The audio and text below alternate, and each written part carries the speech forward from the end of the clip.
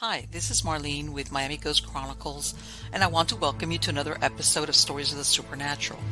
Wherever you find us, whether it's a video or podcast on your favorite platform, please like and subscribe to us so that you can get notification of when a new show is released. You can also find us on major social media platforms. If you go to miamighostchronicles.com, you can find links to the videos or MP3 files, which you can download and enjoy without commercial interruptions. If you're into classic horror, ghost, and adventure stories, I narrate Nightshade Diary, and you can find links at nightshadediary.com. If scary stories are your bag, and listening to encounters with cryptids, ghosts, dogmen, and other weird creatures sends a shiver up your spine, then go to supernaturalstorytime.com for links to our weekly podcasts. Noteworthy news about the paranormal world, true crime, conspiracy stories, and anything that is just plain weird can be found at eerie.news or visit the Stranger Than Fiction Stories tab at miamighostchronicles.com. Please subscribe to my newsletter on Substack. Just go to mppelliser.com for a link. I want to thank you for being part of my audience, and I think you are all wonderful. Hi, everybody. I don't know why that cut off early. I should have said what I always say. You are all wonderful. Anyway, so how are you guys doing today? Good, I hope. Like always, I'm going to give you my update of the North Florida weather. Hot, really hot. And thankfully, though, we got some rain. So, but besides that, everything is good. I know a lot of people ask me how the poultry's doing. Everybody's good. I've got my 18 guineas running around there. I've let them loose. They're just a little bit hardier as far as when you've got birds of prey circling overhead. And no, everything is good. And I'll mention it again because I like to mention this. I can't believe it's August and I'm going to the stores and I'm seeing Halloween and the fall and autumn. And the kicker was the other day, I went to Walmart and they had pumpkin spice creamer. And it was like, it's August. It's August. I hate that. I hate when they do that. It's like, this stuff, like, at least wait till after Labor Day. At the very least, wait till after Labor Day. And it's like, come on. The summer's not over yet.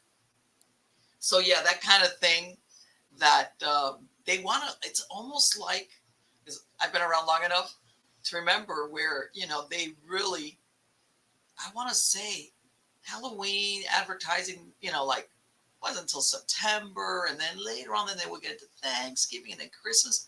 But now I'm not kidding. Pretty soon I'm expecting I'm going to go into any of these stores and they're going to have the Christmas trees up because it's like, yeah, it's like, if anything, it makes you aware how much our buying behavior is driven by what's of it. And by the way, all the summertime barbecue, gardening stuff. And the reason why I say this is that here, since I don't have snow, I mean, it gets cold, they kind of disappeared.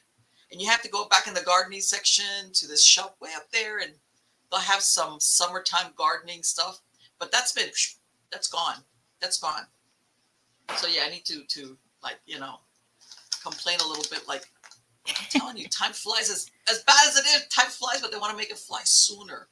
And I don't know if it's, that thing about trying to get you already into that headspace about, I got to buy gifts and Christmas and, or whatever. But it's like, slow it down.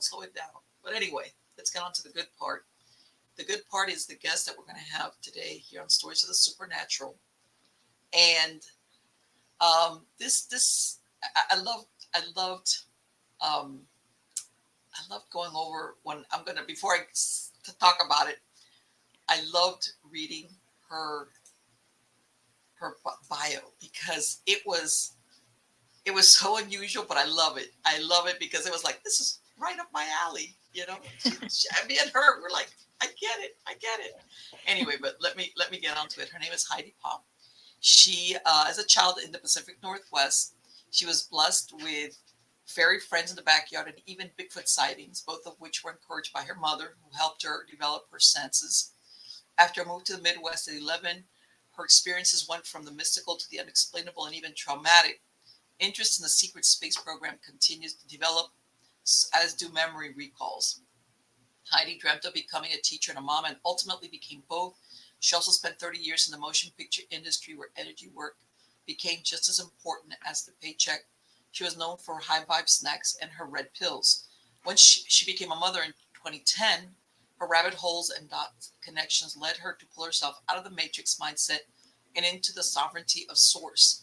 Her children have been her most grandest of teachers, and the community of like minds and pals in Los Angeles continue to grow. She owes her continued healing and current bright light to her husband, the giant, who has helped balance her divine feminine warrior and brought calmness and security into the home. Heidi is currently headfirst into the development of her light body as well as a divine unfolding of her young one's livelihood. She can be found dodging censorship and sharing her Care Bear vlogs on YouTube, Instagram, Facebook, and BitChute. Help me welcome her. How are you doing today, Heidi? Hi, I'm doing really well. Thank I you. loved your Thanks, bio. Marlene. You know, I Thank was you. like, I get it. I'm like, someone gets me. So let me, okay, and that's, because usually I ask all my guests about their childhood, but you already talked about it. But here you're growing up in the Northwest, and how old were you? I mean, this was something that, and luckily, like you said, your mom kind of said, talk to you about it. I didn't try to shut you down.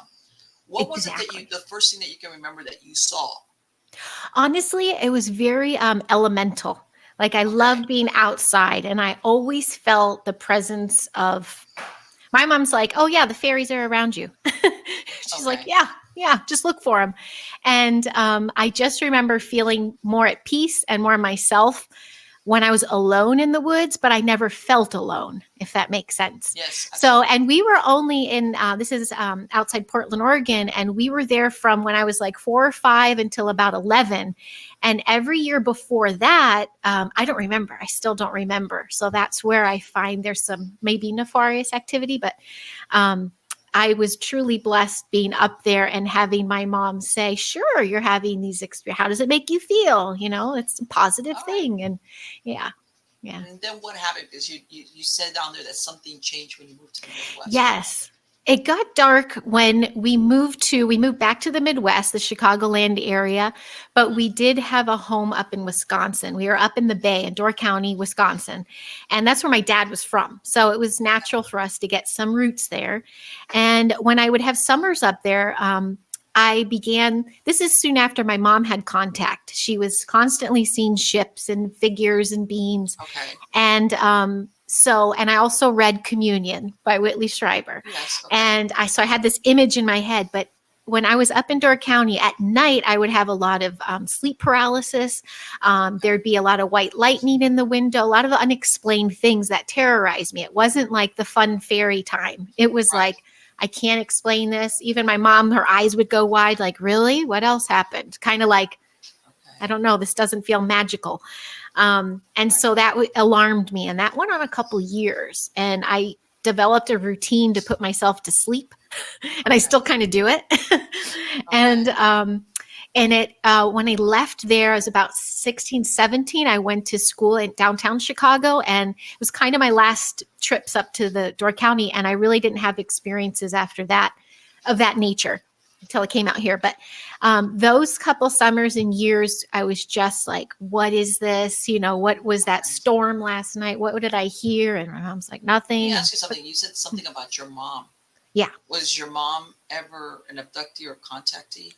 She has, again, not a lot of tangible, but she feels it. She had, started going down that rabbit hole when we were in the Pacific Northwest. And she got into this, what she likes to explain. She was almost like an addict. She couldn't get enough information. And it was coming at her left and right, like random places. She'd find a book, or she'd just be like, I have to study this stuff. And she was doing all the esoteric stuff. And so when she was in Door County, and it's a hot spot, a lot of locals, there's a lot of old school stories of witnessing ships and people having encounters. She went looking. And she would spot the lights and have encounters, loss of time.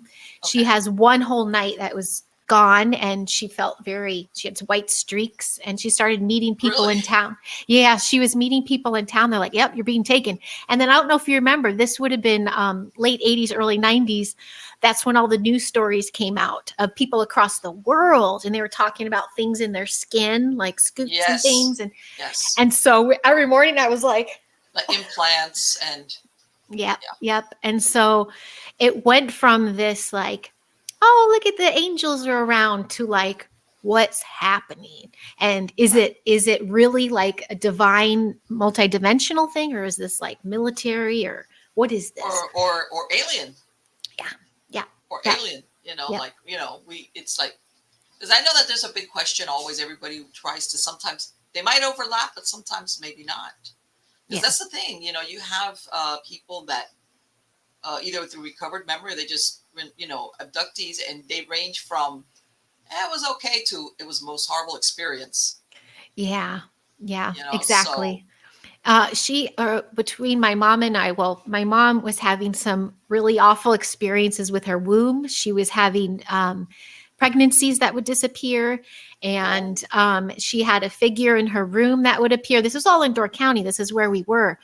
And so when I started getting old enough to study, I was also at that time, we'd go to conferences and things, right, met like David Icke, or, just following all those kind of holes.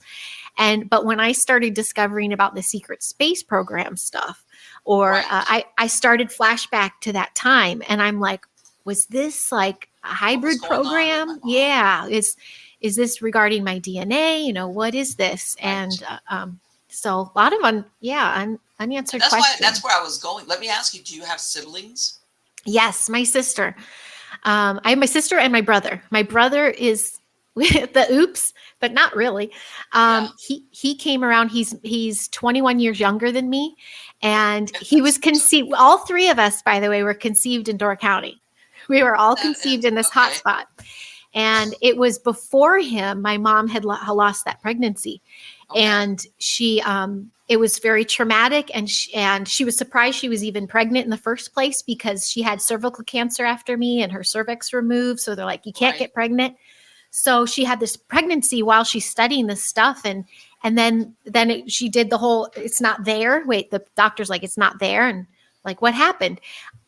We come to feel, we feel like she was gifted, my brother, Right. like, oh, sorry, we took your child, here's another one. Here's another one. Because yeah, here comes my brother, and he was born when she was 46, with at that Yeah. time in the mid late 90s. That was very old. And Yeah. yeah, so he's around too. He's not into this stuff. He's very indoctrinated. He's very he followed that route. And my sister's touch and go with things. She knows it's a hot spot. She lives now in Door County, Okay. and she has UFO wallpaper in her business. Okay. All right. All right. Yeah, Yeah, she yeah, gets it. yeah, The possibilities there. And you know what? yeah, There is so much controversy lately, yeah, especially over UFOs and extraterrestrials. Like, you know, are they, do they come from another planet? Are they interdimensional, or are they made up by military? Or yeah. are they both? Are we being played? You know, I they're there, know. but they're being used to like psych us out, or give us their version of what the extraterrestrial, whatever they are. So Right. everybody's like, no, everybody's up in the air about like what is that really? Oh, so much so. And I swear to goodness that it seems even more confusing nowadays. Like it Yes. was seemed okay to be in your own little, oh, you're like a UFO person. Oh, Yeah, you're over there. exactly. Now more it's mainstream, and so it's even more confusing. True. Um, yeah. Yeah, it's Like, like before it was like that straight, like, oh, you believe in Roswell, or or Betty Barney Hill. Yeah, it was like, oh, you're a ufologist kind of yeah, thing. yeah. And then or you saw the light, okay. But now it's, and that's one of the things I want to say. These hearings in Congress, that I'm very on the fence about that, Me because too. I'm thinking, after decades of you guys dismissing it, or in some cases they've kind of sabotaged people's career, that we're getting too close to, you know, talking about it, and Yeah. basically making look everybody that was into it look like, a crackpot. Then they're holding hearings about it. It's like, oh, how do we go from that to this, so quickly? Yes. Exactly. That's why I'm very on the fence as well. I'm a little like, Yeah, like that was too easy. and then and again and I have questions because a lot of these people that are coming forward that they're saying they're either abductees and or contactees, they're tied to the government, or they're like they have had some position, and it's like, come on. Okay, there's a gazillion million people running around like normies, I'm gonna say, like us, Yeah. that you could come in and bring them in and have them tell their story. I mean, there's a lot nowadays, especially. There's a bunch of people that will tell you their story Mhm. of whether they've seen something, experienced something, things of that nature. And all Yep. of a sudden, Yep. no, the only ones that they're bringing in are people in the government, like everybody else. It's Yes. like, Exactly. Exactly. That's why I'm excited to do this. I've spoken on other people's shows and things, but I find there's a lot of infiltration and division in all those communities oh too. yes, And it yes, really takes I kind of stopped even with the conferences because it's the Star Wars bar. It's so many different kinds of species there, but it's so much infiltration and yes, if your radar is not on point, like your shit yes, meter, you're going to yes. fall for it and get sucked in and used. And yeah, it's messy out there now.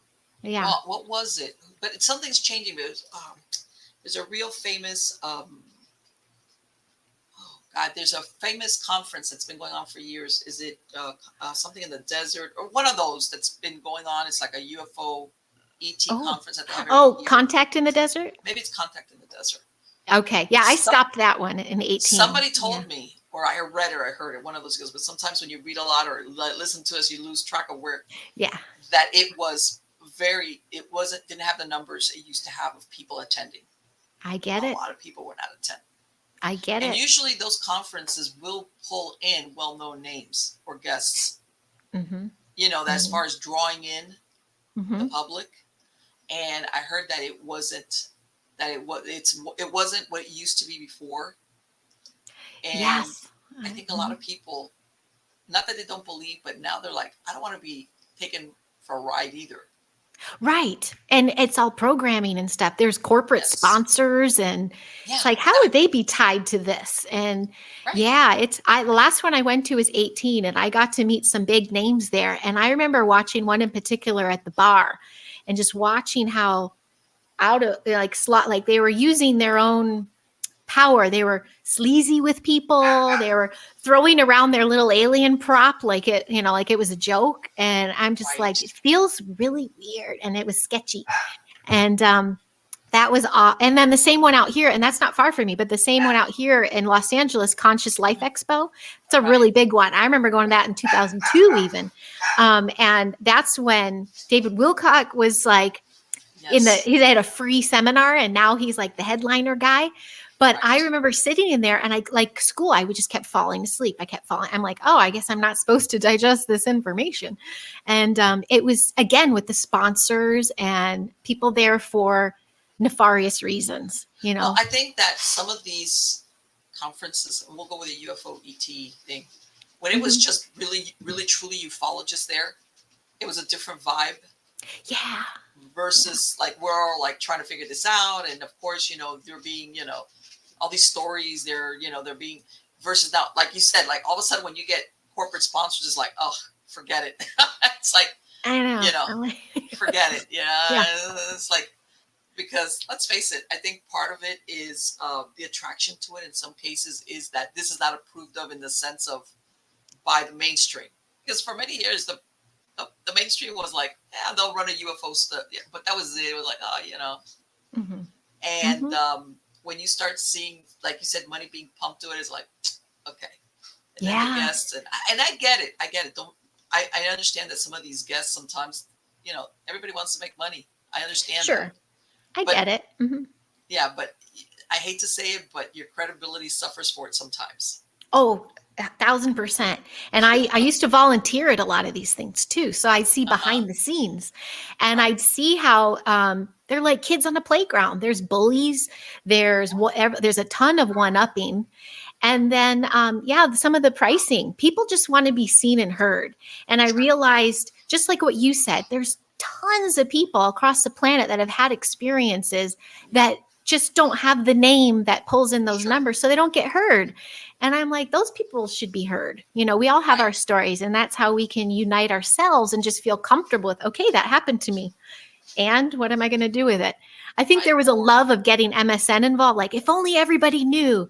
And then all of a sudden MSN blasted it and people just don't even pay attention anymore. And you're like, oh, Right. they're gonna change the narrative. Well, you know what? This was already like, shoot, what am I say, like 7 or 8 years ago? Because I used to live in Miami. I moved up here in North Florida like a couple of years ago. I was born and raised in Miami, and we used to. It wasn't a MUFON group. It was an UFO ET group. But every once in a while, somebody from MUFON would come and do a presentation. And one time, I used to do hypnotherapy. I was a hypnotherapist for a long time. And you know how after the meeting, everybody still hangs out and talks. And I remember I spoke to a lot of people that they were coming to ask me about, recovering memories. And then others that would tell me that this is what they were asking me about.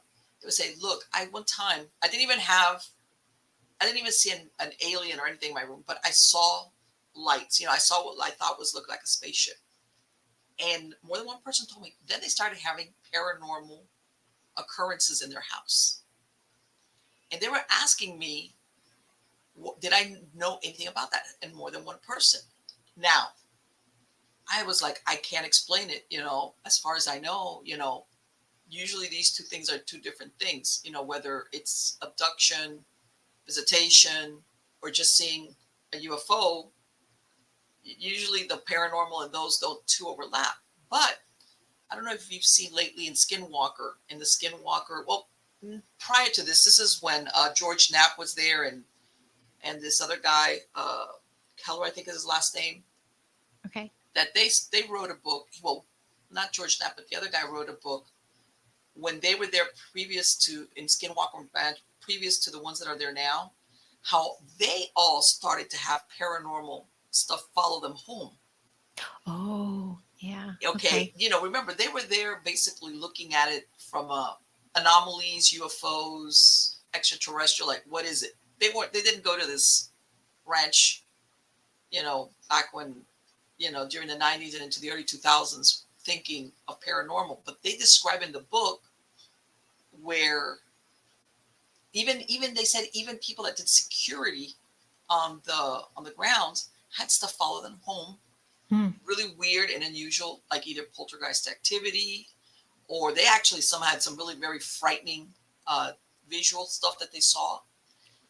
Wow. And I heard about this years before, and when people were asking me at that group that I used to belong to, and they were asking me, hey, have you ever heard? I was like, no, I can't explain why there would be a tie-in between sighting a UFO or having an ET experience with all of a sudden having paranormal things happening in your house. Then I read about this, in that book that came out, and I was like, okay, now, is it a dimensional thing? What is it? I feel like there's dimensions. I feel like there's so many dimensions. There could be thousands of creatures around right now. And I do believe there's stargates and portals. And that's why I love Bigfoots, because I don't think they're scary to me. To me, they're land guardians. And because I did see one as a kid, and my experience and what I felt was no terror whatsoever. How was that? Describe that. How did you see that? I was driving, so it's tough. It's a tough sell to people. No. Yeah. But again, I was a kid, and again, my mom backed me up, but it was again in Pacific Northwest, and we were in a, great remote area, but this one patch happened to be kind of open, and it was and I didn't know of Bigfoots then. That wasn't anything I studied. I was in fairy world. Right. So I was just made contact with this. I'm watching this creature, this man, this beast walk, but I just remember thinking, that's so far away, but it's so tall. Like, what? Right. And just the notorious walk, and then looking at me, but the look was so like, oh, you see, like I felt euphoric. And that same contact feeling I've had as an adult with ships. I've had with the fairies. So I'm like, Right. this is a positive thing. And then as an adult, I spent time at East Eddy Ranch in the Pacific Northwest, Right. and just studied and learned a little bit more about them being guardians. And that if you do happen to see them, at oftentimes they're in a teenage mode and they just like to peak dimensions Right. and have an exchange. And I was a very open child. I was a very open and bright child. So I think that was, she might not have had the same experience for my sister. Maybe she wouldn't have been able to even see him. I'm not sure. But the Right. studies to me were interdimensional, and it depends on your frequency, what you Right. In other can see words, and you encounter. saw it. Did it look? And the reason why I say this is there's a friend of mine. She lives in California, and I think this happened to her husband when he was a kid. I think it was in Northern California, and he said, and I believed him because the guy didn't really have a. It was a conversation that came up. He said he had gone on a camping trip with his dad and his uncle, and they camped, but they sent him to, like, I guess it was a lake or something to get some water or something back in a bucket, something like that.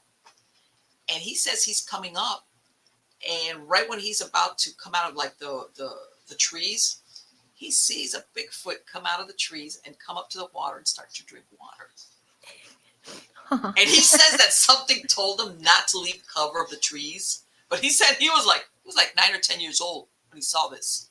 Aww. He was like standing there looking at that like but to him it was like, he said it was like an animal. It was like for real. It wasn't, he says it was huge, Mm-hmm. Mm-hmm. Mm-hmm. And he just said that he stood there watching it like drink a lot of water, and basically got down on all fours, and it like went face first to the water's edge and just slurped water. And then it got up and left, and he ran back to where his uncle and his dad were. And they're like, "Where's the water?" And he's like, That Bigfoot drank it all. The water stuck. And he says, and he saw that. He says, "But I'll never forget that." Wow. But to him, it was like, he was like, "What?" Well, I know I've heard that they're all over, that I know there's a very heavy concentration up there because it is such sacred trees and the land still. Right. So if they're guardians, but I do also follow the cryptids and the dogmen and all the, Right. the attacks that happen, but something resonates more about those being, what's it, like cloney, like a military, like an underground base, like project gone bad or something. Right, like a hybrid yeah. that got away from them.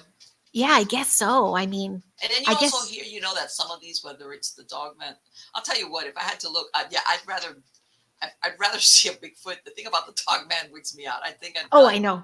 Yeah. I'd be like, and it's like, but sometimes you hear the theory that some of them, some of these, whether they're, because they say they've matched some upticks of UFO sightings with cryptid sightings. So they think sometimes if there's a rip in dimensions or a portal, like you said, that opens, they kind of come back and forth at the same time. Mm-hmm. Possibly. This is a theory, because at the end of the day, really all it is theories. That's what I was going to say. Yep. It's really just a bunch of theories, but what resonates, that's what I'm like, what is making me go, oh, okay. Right.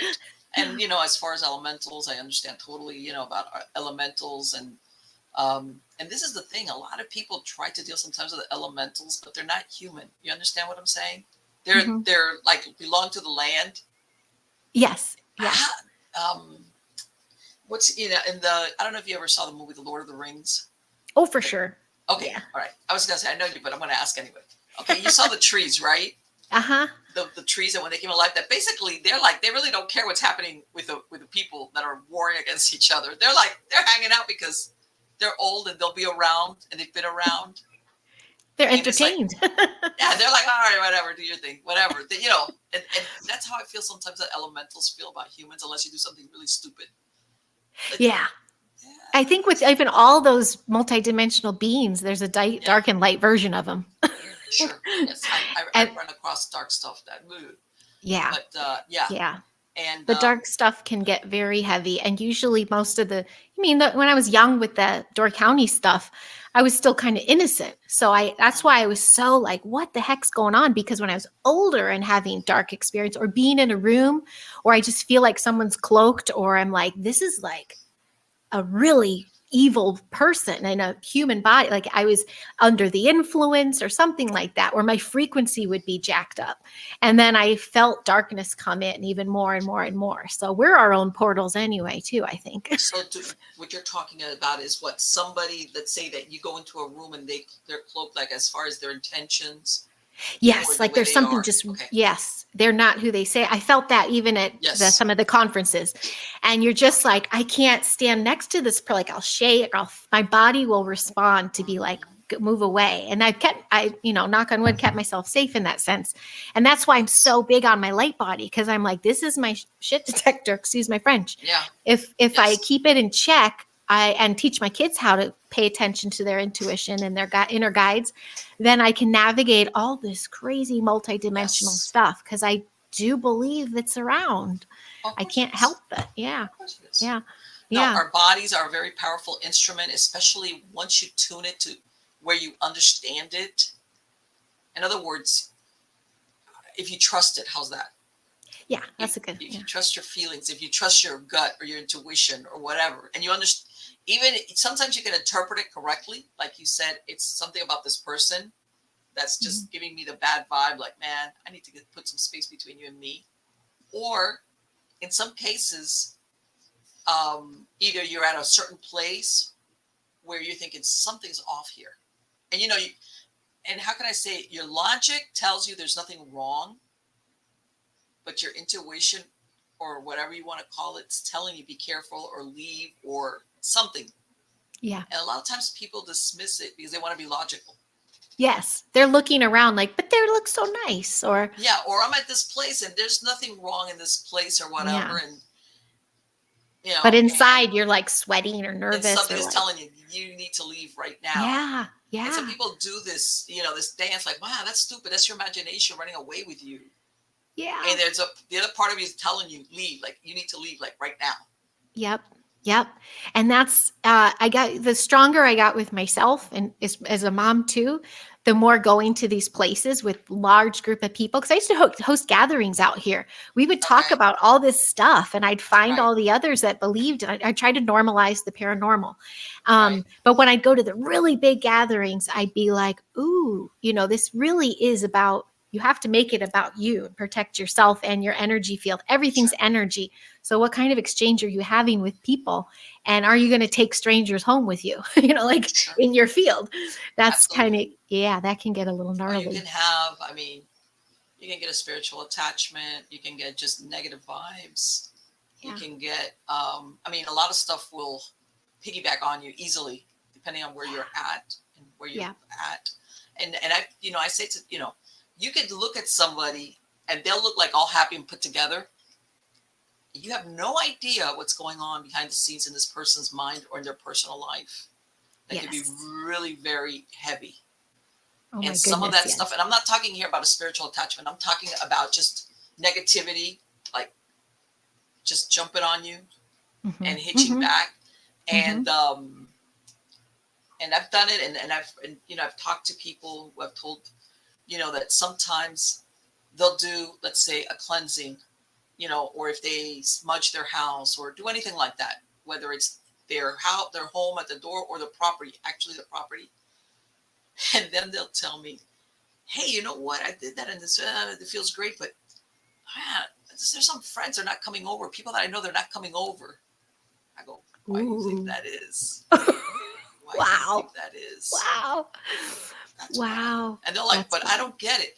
I go, either something or they have something walking with them that they might not be aware of themselves. Yes. Okay. That's a big one. That when you put those barriers down, okay, they'll go, oh yeah, they'll tell me, oh, let's meet, let's go eat somewhere at some restaurant or something. But all of a sudden it's like not coming to my house before.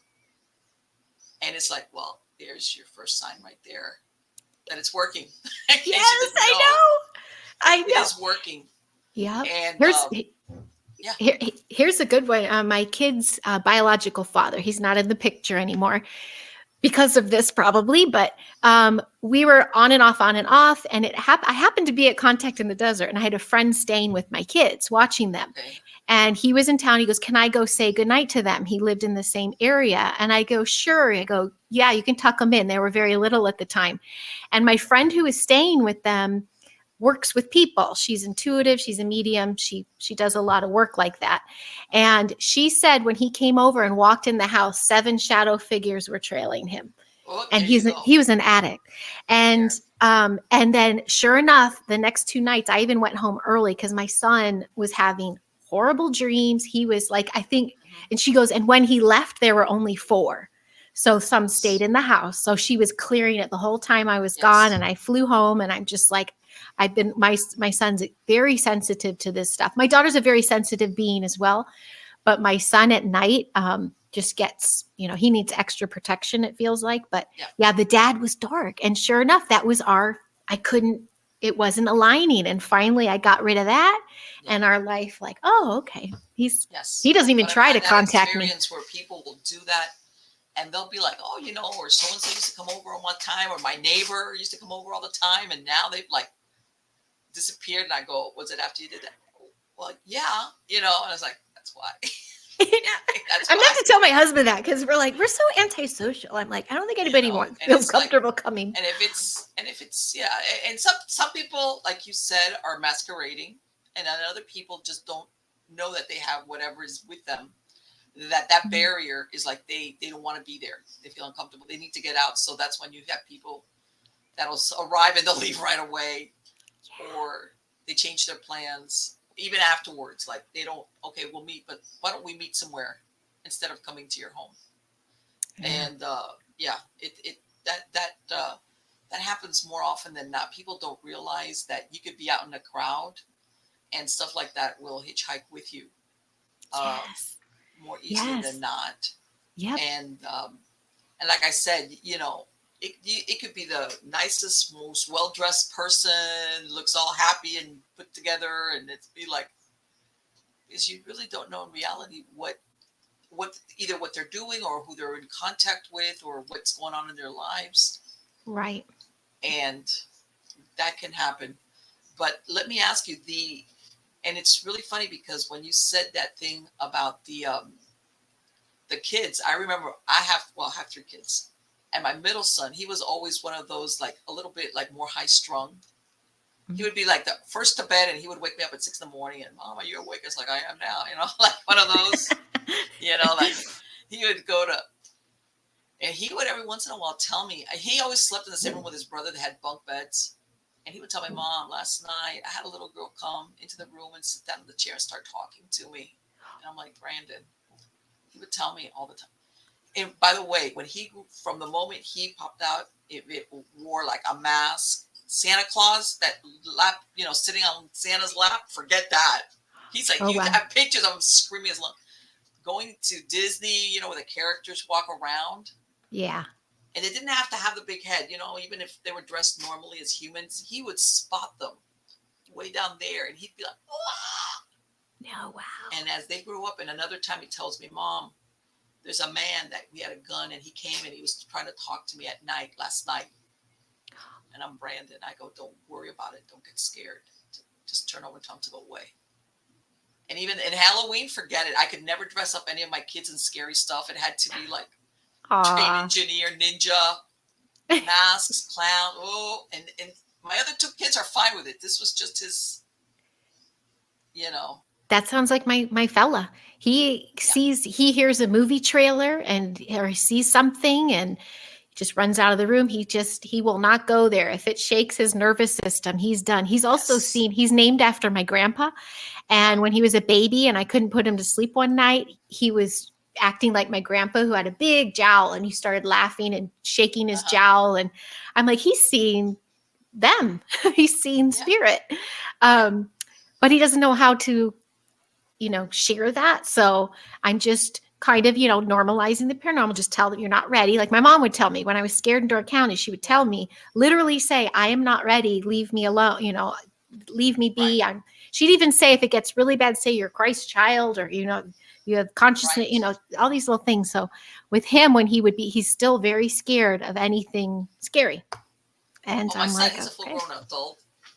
And we tease him and go, when the It movie came out again, the new one. Oh yeah. Hey Brandon, let's go to let's go see It, and he'd give us like the dirtiest look. Like, yeah, right. No, I'm not gonna go see that. It's like you're out of your mind. Oh, But yeah, he's it's really sensitive. funny the Yeah. things that children are born with. So I understand what you mean. It's not a learned behavior.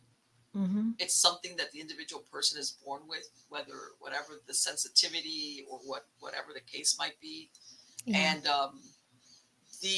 let me ask you: do you think that um, what do you as now where you live at, have you ever seen anything? And then the reason why I'm asking is that I hear that a lot of people, even from childhood, when it comes to either seeing UFOs or anything, it follows them through life. Have you seen anything now as an adult? Oh, Yes, I have. When I started really cleaning out my vessel and like recognizing patterns more, especially having worked in Hollywood on set, there were certain people I worked with that I couldn't tolerate to be in the same room. So when I asked a couple years ago, I'm like, okay, I'm ready to see, a ship or something. Show me that you're here. Show me a sign. And when I had contact with a ship and I felt that euphoria, I felt really good. And that was here in Los Angeles. And it was one of those, I was in the Valley girl, and crowded, and no one else around had seen the same thing I was seeing. And I was like, but I'm sober. I'm like, I see, what's everybody see? But I was the only one having that moment. So I'm like, I guess that was for me. That was my little sign. Often I saw ships at the Pacific Northwest. I went back up there in 2020 and saw a few things there. Yeah, out here, there's a lot of numbing going on. I think this town is led by ego, and there's a lot of programs, very thick programs. It just depends. When I worked on studio lots, there were some rooms that were unexplainably like cold, and you felt that, just those kind of experiences. Or I'd even be like running down a hall because I'd feel something like chasing me or something, and then the hair would be standing up my neck, and I'm like, okay, this isn't positive. And all over the lots and stuff. I also they harvest a lot of energy here. I think they do that everywhere. But there's a concentration right now. It's just year and a half. We moved kind of up and out of it. We're in LA, but we're on the outskirts. So we're kind of protected by a little more by the hills and mountains. There's a lake nearby. It feels a little more grounded. But when you go down in West Hollywood, you just know, okay, there's a lot happen, a lot of activity. But a lot of people they have the zombie stare. The fluoride stare. They just can't. They're not. Of course. And that's the thing and they're feasted on. Yeah. Yes, of course. And, we could get into the thing of, and as a matter of fact, I'm sure that setting, you've got a large amount of energy vampires. There. Oh, sure. For sure. That they're like, wow, that, and I know a lot of people are saying, I know there's people out there that understand what energy vampires are, and you maybe using the word vampire is a loaded word, but it's the most appropriate one. Totally. Okay. Where I tell them, I said, you either have people that will drain your good energy, or you also have the other ones which will come and pour all their bad stuff on you. You know what I'm saying? They'll either tell you something, and, let's say, have you ever had a friendship or an acquaintance or whatever that they don't really want to talk about your stuff? Or if they talk, they'll tell you very little.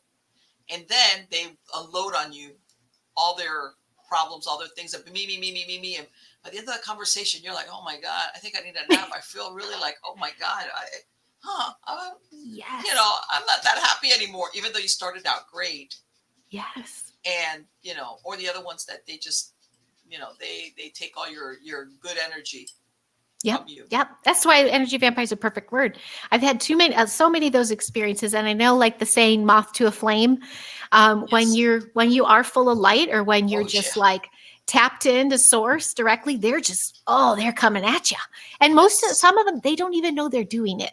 Like they either have childhood trauma or the attachments or whatever. They don't even know they're doing it. So you be kind, but when you have to have that control to be like, I feel the life force being sucked out of me. I got to put a boundary up.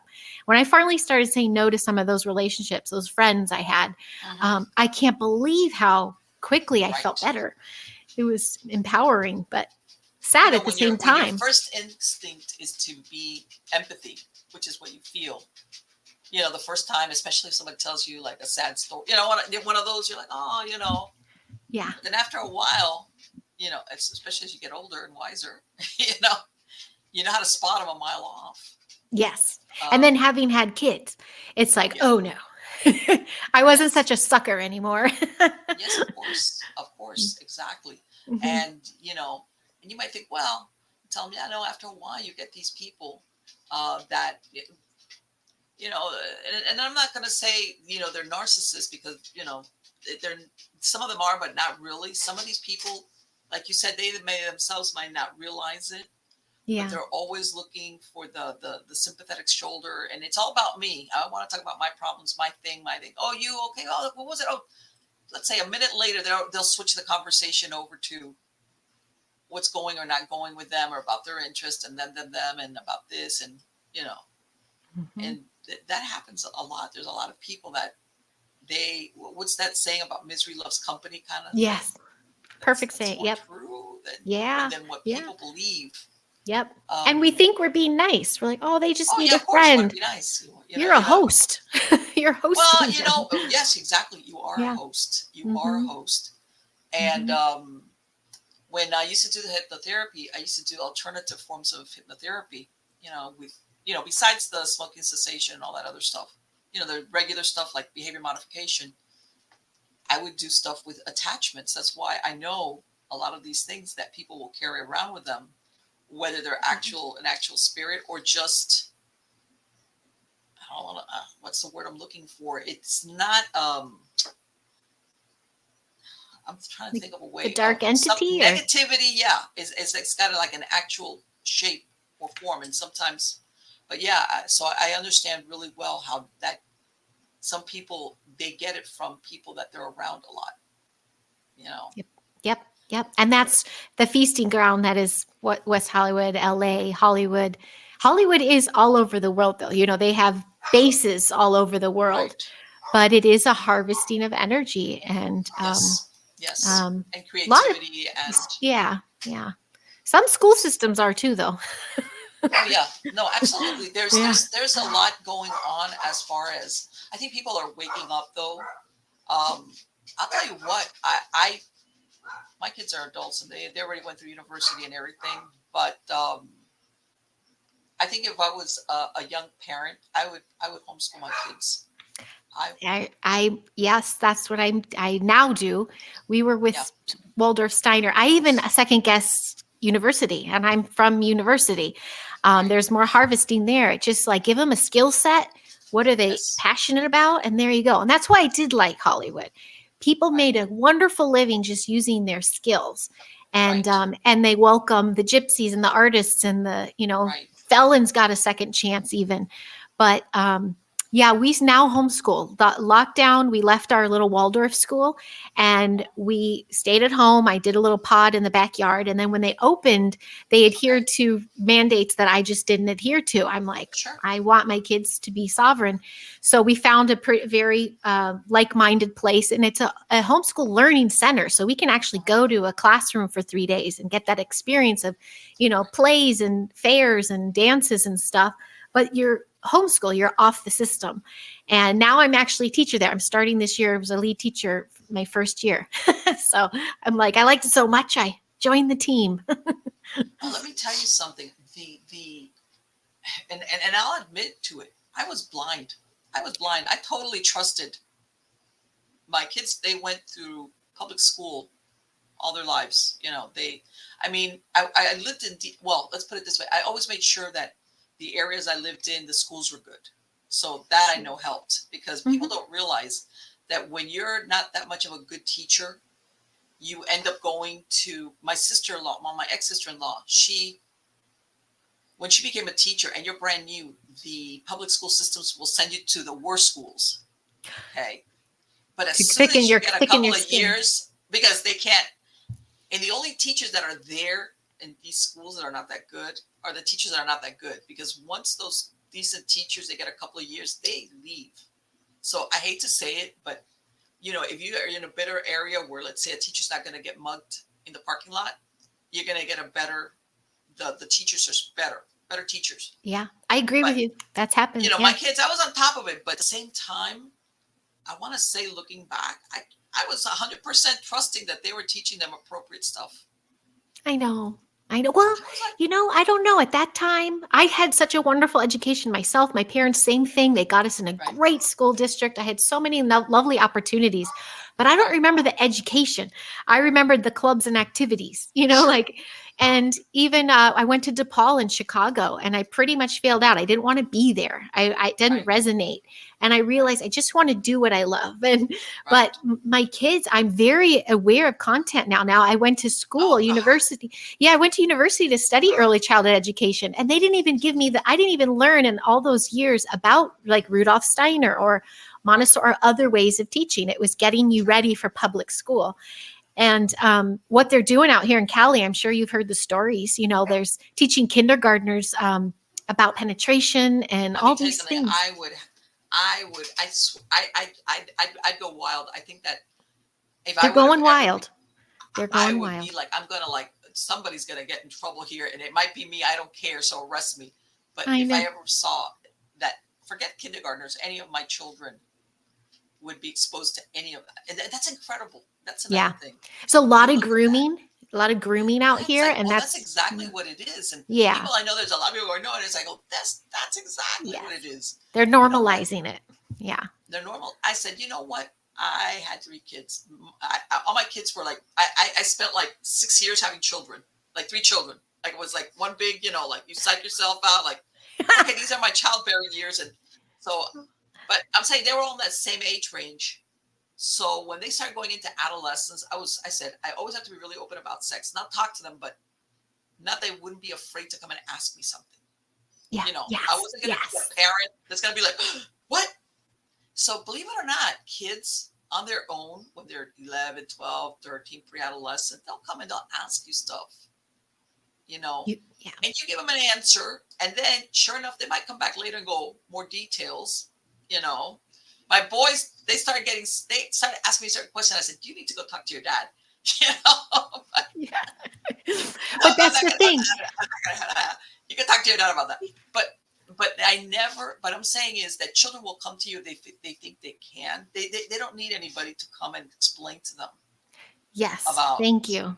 sex or anything like Yeah. that. They'll come and they'll ask you, and you'll tell them, okay, well, what do you want to know, Mom? Okay, well, this is the way that works, and that's how. Oh, really? Yeah, that is. And they just walk away. That's like sometimes that they only need a little bit of information for whatever age they're at. Yeah. Yeah. And that's You it. want them though, that's you said the magic thing though. You want them to come to you. And Yes, what's happening is the grooming is they have all these influences now in TikTok and yes, teachers saying, don't worry, we won't tell your parents. And TV shows for kids saying the parents are yes. always the bad guys. They're trying to separate No, and I'm the going to tell you families. something. I'm going to tell you. I'm going to. Right now, I did this 20 years ago, and I'm doing it now. I'm a volunteer. I'm a guardian ad litem, which means I work in dependency courts with children that have been abused. And Oh, usually, wow. by the time that they put a guardian ad litem, it usually means a removal, which means children that have been removed from the homes. And there's this thing going around that they say, like, and in some states, I'm not going to say, where kids are being removed from their parents over stupid stuff, and and as a matter of fact, in California. But in my experience, most of the time, the parents, the state really doesn't want the kid. At least in Florida, they don't want. You know what I'm saying? This is a Yeah. last ditch effort. They don't want to remove that child from the home.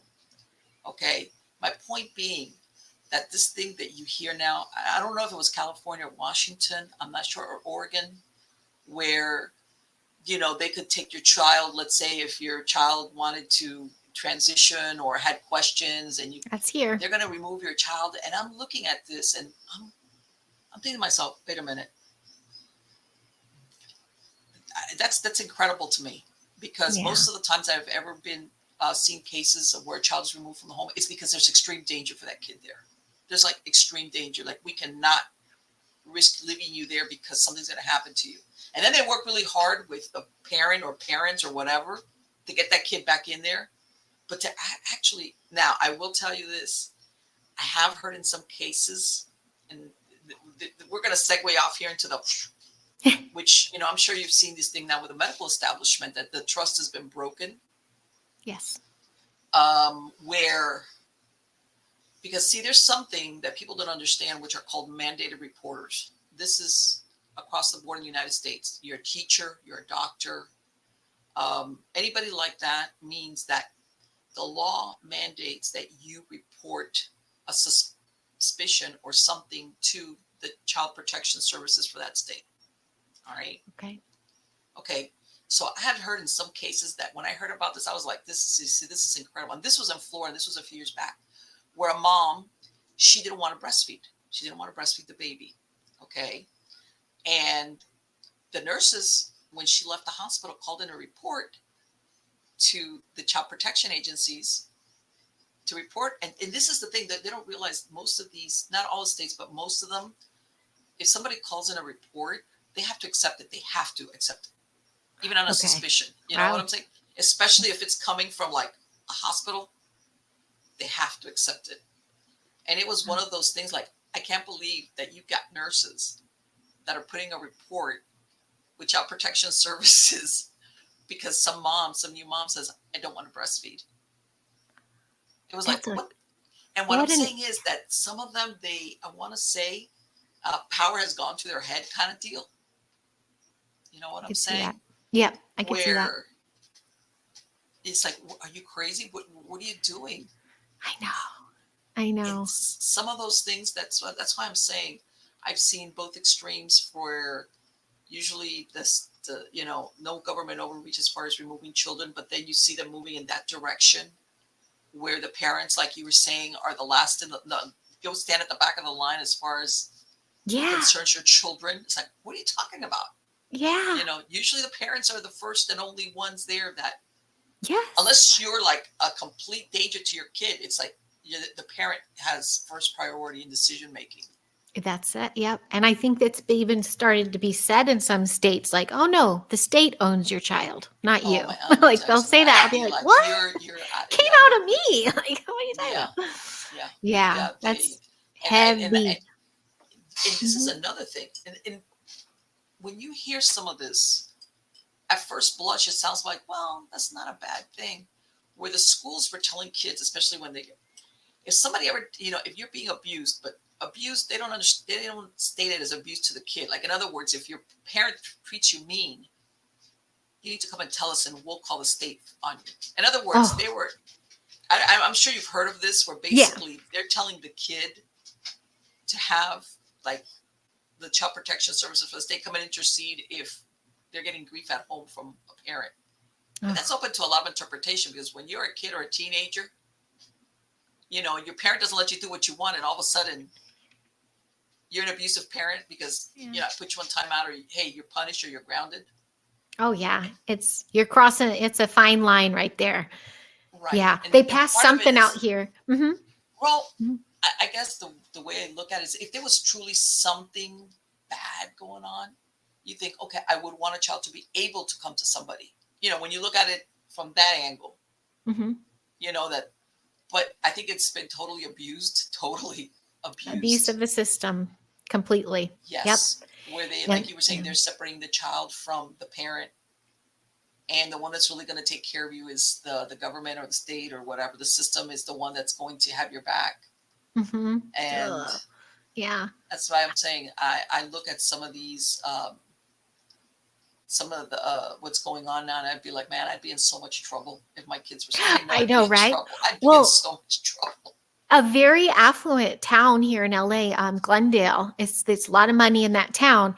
And just before the end of the school year, there was hell to be had. There were parents rioting, picketing about what's the educational tools they've been using in the classroom, and crossing the line and taking and saying, you're say exactly what you're saying. The kid can come to me if they're sexually confused, and they're like, they can come to me, they're 10, or there was a war, and it wasn't on mainstream news, and I'm like, these are parents with money and a good, very, very good school district, and they were at arms, and we were all like, keep going. Yes, Right. like the Yeah. people are Oh. rising, And let me and tell you that's what. something. People Mhm. people think that sometimes private schools, even how can I say, upper crust, you can still have that same problem even in private schools, Oh yeah, where, where the oh curriculum yeah. is like, huh? And not just the curriculum, you're dealing with kids with money. So they're saying Yes. in the bathrooms, there's drugs, there's Yeah. a lot of sex, like all this stuff. And I'm thinking, oh my gosh, I was such a holistic little child. But Yeah. you Yes. you also had a great family and Yeah. connection to my parents, and that's Yes. being Oh yeah. influenced right now. Things were Yes. very different when we were younger. Like we didn't have the screens and the advertising in our face every second, and Yes. so we're at war. And I've Yes. had a lot of friends and family say, why are you still there? Like, get out of California. I go, because I never signed up for any of that. Even when I was pregnant or with my kids, the medical mafia, like all, I never subscribed. So there's a huge community here that I'm trying to share and show. We're not in a bubble, like ignorant to all of it. We're just trying to establish another way of Sure. doing things so people have somewhere else to go, and then we can Yes. take over. Well, no, Because this is the it's the thing. biggest This is homeschooling community, the biggest well. Let one. me tell you something. Like I said, I could see myself very easily going, no, this is not. No, I'm not. I'm like I said, because even private schools, you could still run into problems with them. It's not only the public schools. And I'd just be like, before I'd end up going to jail because I beat some teacher up. You know, did you see? I'm sure maybe this came out like maybe not even a month ago. There's a little clip that came out of a dad. I want to say he was out of New York or New Jersey, and I think he went on TikTok or one of these, and he did a short little clip. He was livid. He's saying his wife took his two boys for their annual checkup because they were going to school. This was leading up now to the school year. You know Mm-hmm. how they have to be they're medically Mm-hmm. ready. You have to have. Mm-hmm. And he says his wife calls him and tells him that the pediatrician asks his son, who's I think he said it was like 8 years old, if he felt like a girl, I didn't or see that. something like that. Oh, And geez. and he said his wife said this, and he was like outraged. He goes, he's my son's been seeing this pediatrician basically since birth. Okay, that this kid is like he's a boy. Yeah. Why would you ask this? He was livid. I remember looking at that. I say, Yeah. see, I would do something horrible to the pediatrician. Oh I had yeah. my kid's pediatrician. I had them for like 15 years. They outgrew the pediatrician. He was great. That's great. And I could Yeah. never imagine him asking something like that. It's like, what happened to the medical people? Like, I what know. happened? I think they're bought out. It took us a Yeah. very long time to find a community, and it's mostly a bunch of specialists, a Yes. chiropractor.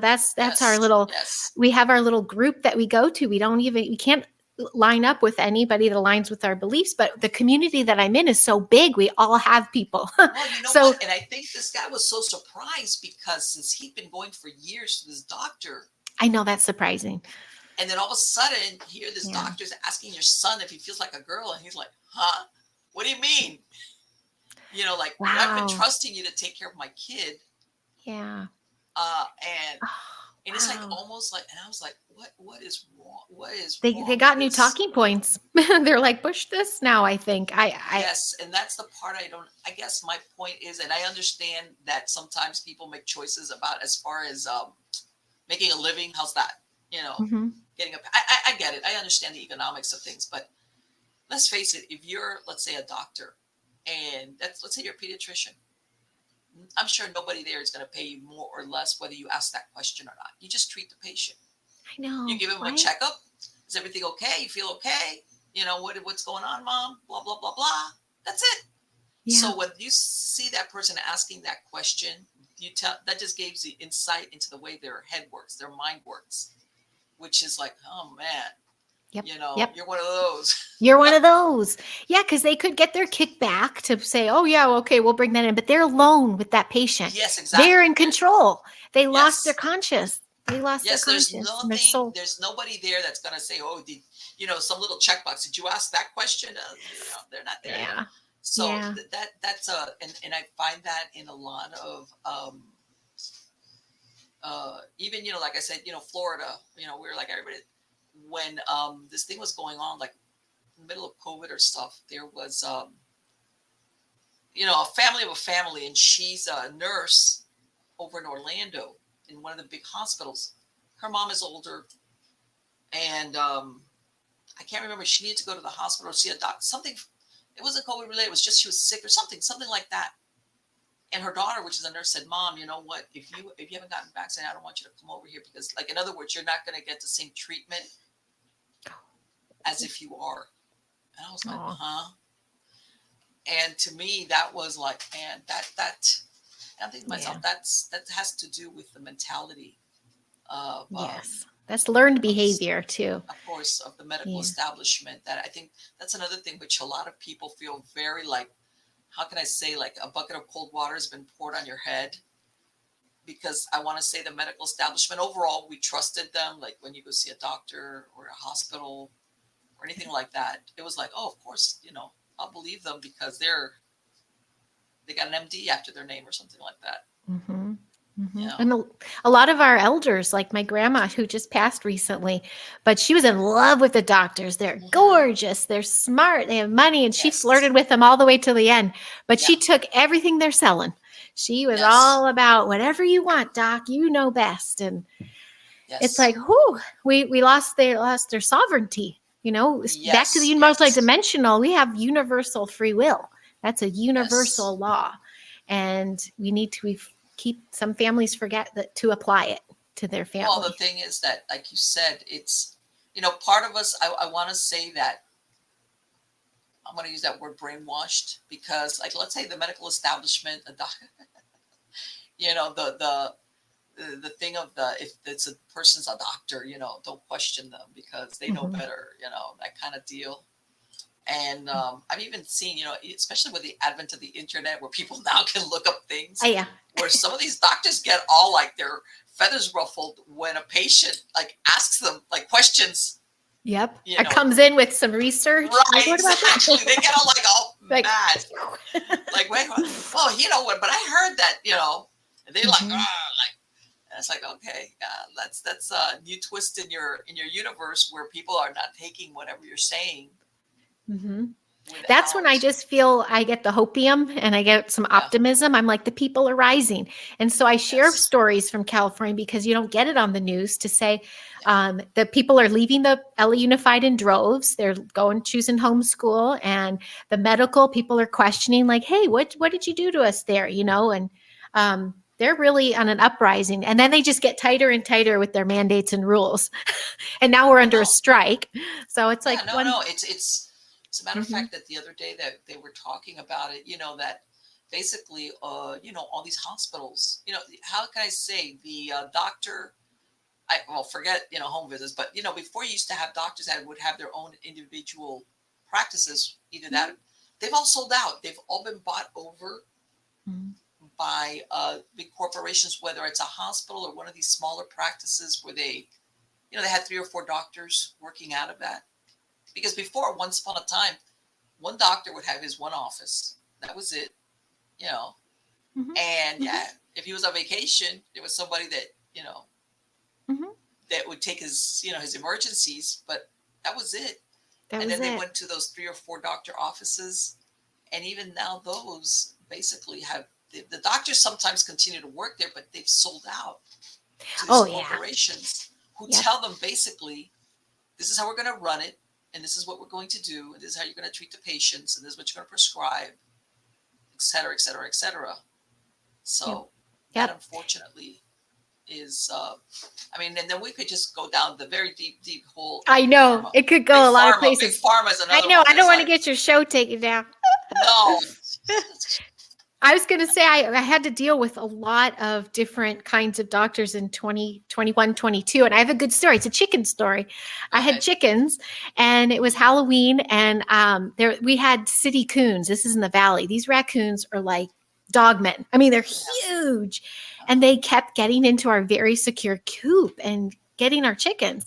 And it was midnight and I was still in my costume. I hosted an event and I hear one of the chickens yell. When they yell, it sounds like they're saying, help me. Oh, so I'm running and I fell and I landed on my hand and I saw my fingers flip. Oh, And you can see it's never quite the same. It's not straight. uh, But what they did to me, they shuttled. I took so many x-rays. Some doctors didn't even look me in the eye. yes. One took my cast off to re-x-ray me, so damaged it again, busted my Oh, second one.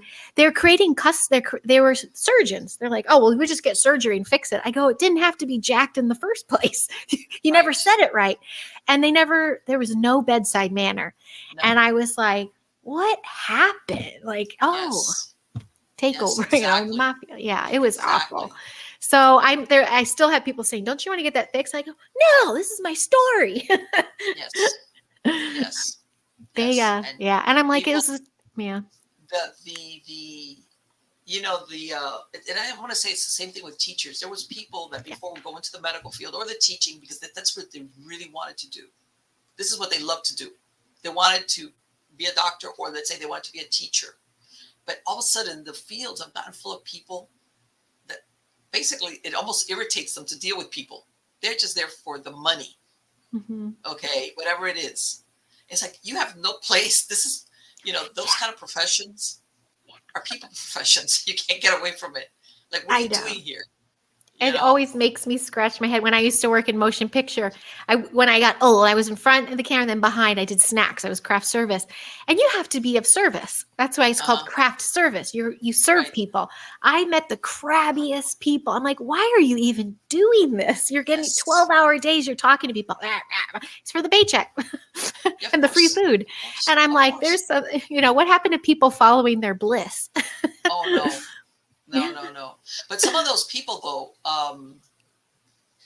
they do it. How can I say they pursue these professions on purpose? In other words, they're Mm, ill suited to it. They really don't like people, but they do it because for either, let's say, if you're a doctor for the money, even though that sometimes is like, eh.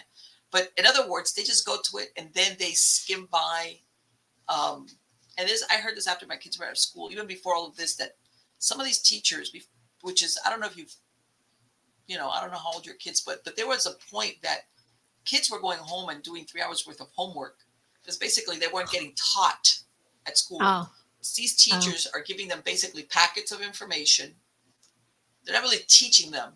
So basically, the bulk of the learning was why these kids, instead of having maybe a half hour, maybe an hour of homework, were 3 hours. And you hope your parents help you because if not, because they're not being taught, because they right. really don't want to do the teaching thing with the kid. They didn't want to, like, deal with a They're not kid that's not paying connecting. attention. Yeah, they're not Hey, connecting. so and so, be quiet. There's always the social butterfly who distracts everybody around them. They don't want to deal with it. It's like, but Yeah. they go into it because, hey, the Yeah. benefits are good. The benefits, and they have a checklist too, like the medical. Yes, And then, or yes. they have that one kid who can't sit still. I'll just medicate him. Oh And yes, yeah, yeah. It's yeah, mine's 10 and 13. They just turned this summer, but they've started in Steiner, which is like a Rudolph Steiner, very mm-hmm, mind, body, will of the child. right. So there isn't a lot of homework, and it's more of they want the family time. They're like, you go Yes, home and be with your family now. And then even at the school day, there's only like 2 hours of information the children get. Then they do special skills or social, and those should be organized. But other schools, like we have some relatives out here, and I see them go through it, and they're just surviving. They're just yeah, literally surviving. Everything's cheating and done on their gadgets, and then they're yes, bullies and overcrowded. They're just a number. yes, And I'm like, yes. take me back to Laura Ingalls' One House Schoolhouse. Oh, Like the personal connect. That's why today was my first day. I went to do home visits. I'm okay, meeting my third graders. I want to see their interaction at home and get to know me a little right, bit, have a connection before we start school. yeah, And it's personal. You're a guardian. You should treat it as such, of and course, of it's a course. very we need another mass influx of educators that are really there for the betterment of the You want me children. to tell you when this is gonna, the results are really gonna come about? I mean, it's because I'm saying of the parents that are going through the homeschooling and or switching their kids, being very vigilant. How's that? If they have to send, we're gonna have to wait 15 or 20 years to see the results of that. Yeah, true. Okay, you're gonna have a set of humans walking around that are competent and know how to live in this world and do things. And then you're going to have the other ones that, lack of a better word, they're dumbasses. Oh my gosh, yes. They'll be helpless, and they couldn't think their way out of a paper bag if their life depended on it. Oh, I know. Okay. Yeah. And I say, you're going to see, just give it a few years. Yes. Well, Common Core. And what was that video? It went viral too. Another video of 2 + 2 doesn't equal 4. It's 5 because 4 is racist. It's like, what? What does that have to do with anything? I don't get it. To me, I'm like, it's like, and earlier today, I've heard that they're dropping from, these are, by the way, prestigious universities, okay, that they're dropping all these, let's say for medical school, they usually they have X amount of slots to get into med school. And, of course, you see before, once upon a time, you would have kids that all their high school years, they were making sure their grades were up to par. And then when they have to do their SATs and all of this, so that they could hopefully get into one of these slots, let's say the medical program. I was listening to they're going to drop a bunch of these requisites that you have to even get in there because it's too hard. It's like, what?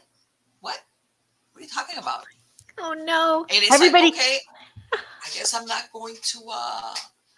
I'm not going to be going to any younger doctors. I'll be like, you've been around.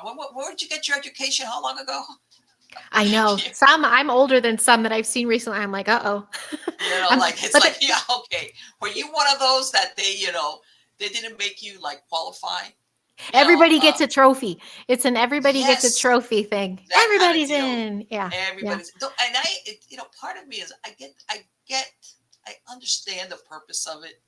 But you know what? I grew up where there were winners and not necessarily losers, but hey, if you were good, you would, like you said, you won the race, you would get a trophy or a ribbon. I get it. Maybe first, second, and third. I get it. If I didn't get a ribbon, I didn't feel bad. I know. I'd be like, oh, shucks. Yeah, but okay. And then I'd be on my way. It wasn't like I dwelt on it. Yeah. Or it was like, they cry nowadays. And then the parents are like, what about my child? So you're teaching the child of like, oh, well, if I cry, then I'll get one. It's like, oh, no. Right. What happened to practicing? Yeah. Well, exactly. That it gives you some, and I tell everybody, that human beings are driven by purpose. If you need a purpose, even as a kid, that if that's something you really want, you're going to have to strive for it so that you can get it. So you can get the ribbon or the trophy or make the team or whatever it is. Without a purpose, human beings are very boring. Yeah, we are. I mean, it's like, that's the whole idea. And also that sharpens, what is it that really, like you said, what is your passion? Yeah, what's your skill? What did you come here with? What is it that draws you, that you're willing to go the extra mile or really do? Because, man, I could do this forever, that's usually a good indicator where your passions lie. Yes. Like so they said, like if you had to do something and you weren't, who was it? I can't remember where I heard this. Otherwise, I would give it credit that they say, this is how you know you have a passion for something, that if nobody ever knew that you attained this level, whatever it is, created it, made it, would you still do it? Like you did it anonymously, would you still do it? And the answer is yes. That's a passion. There you go. Yep. Like I could do this, and I don't care if nobody ever knew that I was a great baseball player or what. Don't get me wrong. I know we all yearn for that at some level, recognition. But if that was the thing, would you still do it? And that's usually the indicator of that something really, because we're all different, as far as our interests. Like I said, I have my two sons. One's my absent-minded professor. He's on computer. He's a whiz, but he'll get off of his truck and leave the door open. He's like, Brandon, did you leave the door open? Mom. But he's like a little genius. He's like, he's got his master's in writing and in computer and then I've got my youngest. He went to the Navy, and you tell him sit behind a desk, and he'll be like, "What? No, Mom, I need to be outside. I'm gonna go be a carpenter. I'm gonna go build something. I'm gonna go build a house." Like two different. Yeah. Like if you told them, do this or do that, it's like, what? That kind of deal. Which is beautiful. We're all such individual creator beings. We come here with gifts and knowledge. we've been poisoned. We're getting Yes. slow, and we have to rise from that. And I think Yes. again with the parenting, that's another war that we're in. We've got to Yes. be protecting our kids more and being very cognizant. And there comes back the multidimensional thing. You have to see what resonates. If it's a Yes. teacher checked out, is the friends that they play with, are their lights off Mhm. too? And the parents Yes. are completely ignorant. Put your boundaries up. It's okay to not, Sure. Sure. find And I'm going to tell you others. something though. I want to say, and I'm going to sound all here, but I want to say that sometimes parenting, first of all, takes a lot of effort, but I think that a lot of our culture makes it even more difficult. Like it fights against um, drawing like that your child confiding in you or coming to you as a source of information or doing doing what you would that parent that the ones that have authority over the kid is that parent and they know it. And I'm Mm. gonna say this, especially when they get into their teenage years, okay? That that thing about your parent is like, man, yeah, I would like to do that, but I know I'm gonna get in big trouble if I ever do that. Big trouble. And I would tell my kids when I told them, I was like, well, when they had it, they used to have little address books. This was, and I used to go through their book bag. And I was like, I don't care. Yeah. I'm Yeah. gonna go, Mom. I don't care. I don't care. This is not. No, I run the show, Mom. They give you the stink eye. I'd be Yeah. like, okay, and inside you're like, but you realize they don't need a friend. They need a parent. Yes. And they, And even though they act that way, like, of course, of mom, course, yeah, secretly they're like, yes, my yes. mom's got my back. I My feel guy got safe. my back.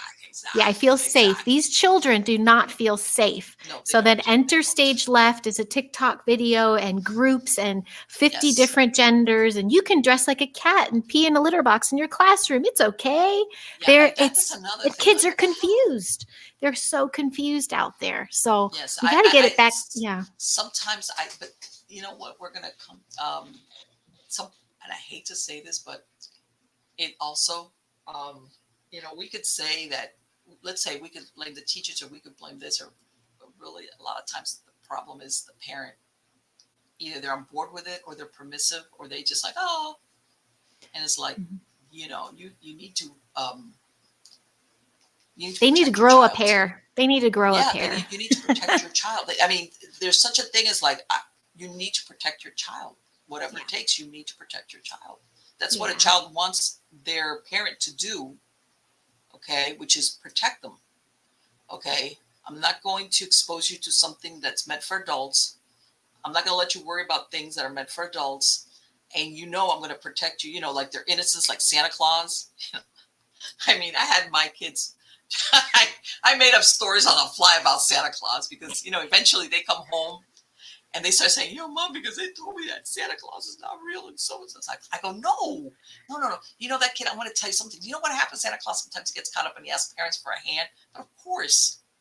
And they'd be like, okay, but I kept that thing going as long to I the point that they did go, okay, Mom, we know it's you. It's like, all right, all right, all right. The jig is up. The jig is up. We're You going know? through that now because someone just lost a tooth and he's like, I put it Yeah, under and you didn't know it and they didn't come. And I'm like, well, yeah.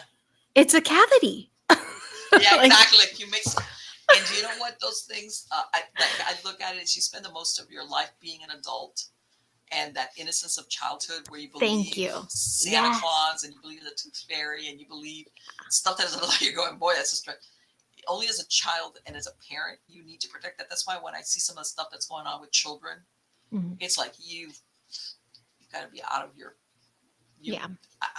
To me, it's inconceivable, and unfortunately, I think it's inconceivable for a lot of people nowadays. And I Yeah. want to say, hopefully, that when this thing with the children, this is what's really turned the tide, as far as people waking up because they're seeing what's being done against children, even if it's not your child per se. Yeah. All right, because it's you don't have to. Most people are like, well, if you're an adult, that kind of thing of permissiveness, whatever you do, if you're an adult, that's whatever, that's your problem or whatever, that's your deal.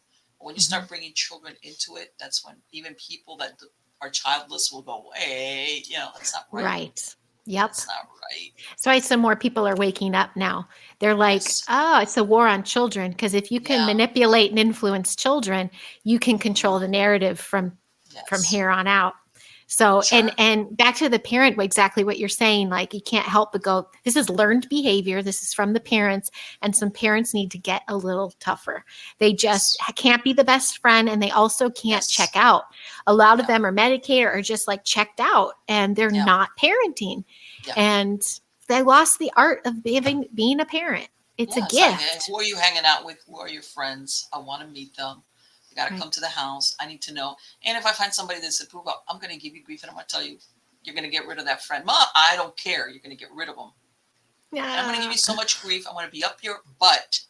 I'm going to pay rent there, but you're going to get rid of them. And by the way, and that's the thing, there comes a point when your kids will try to call your bluff.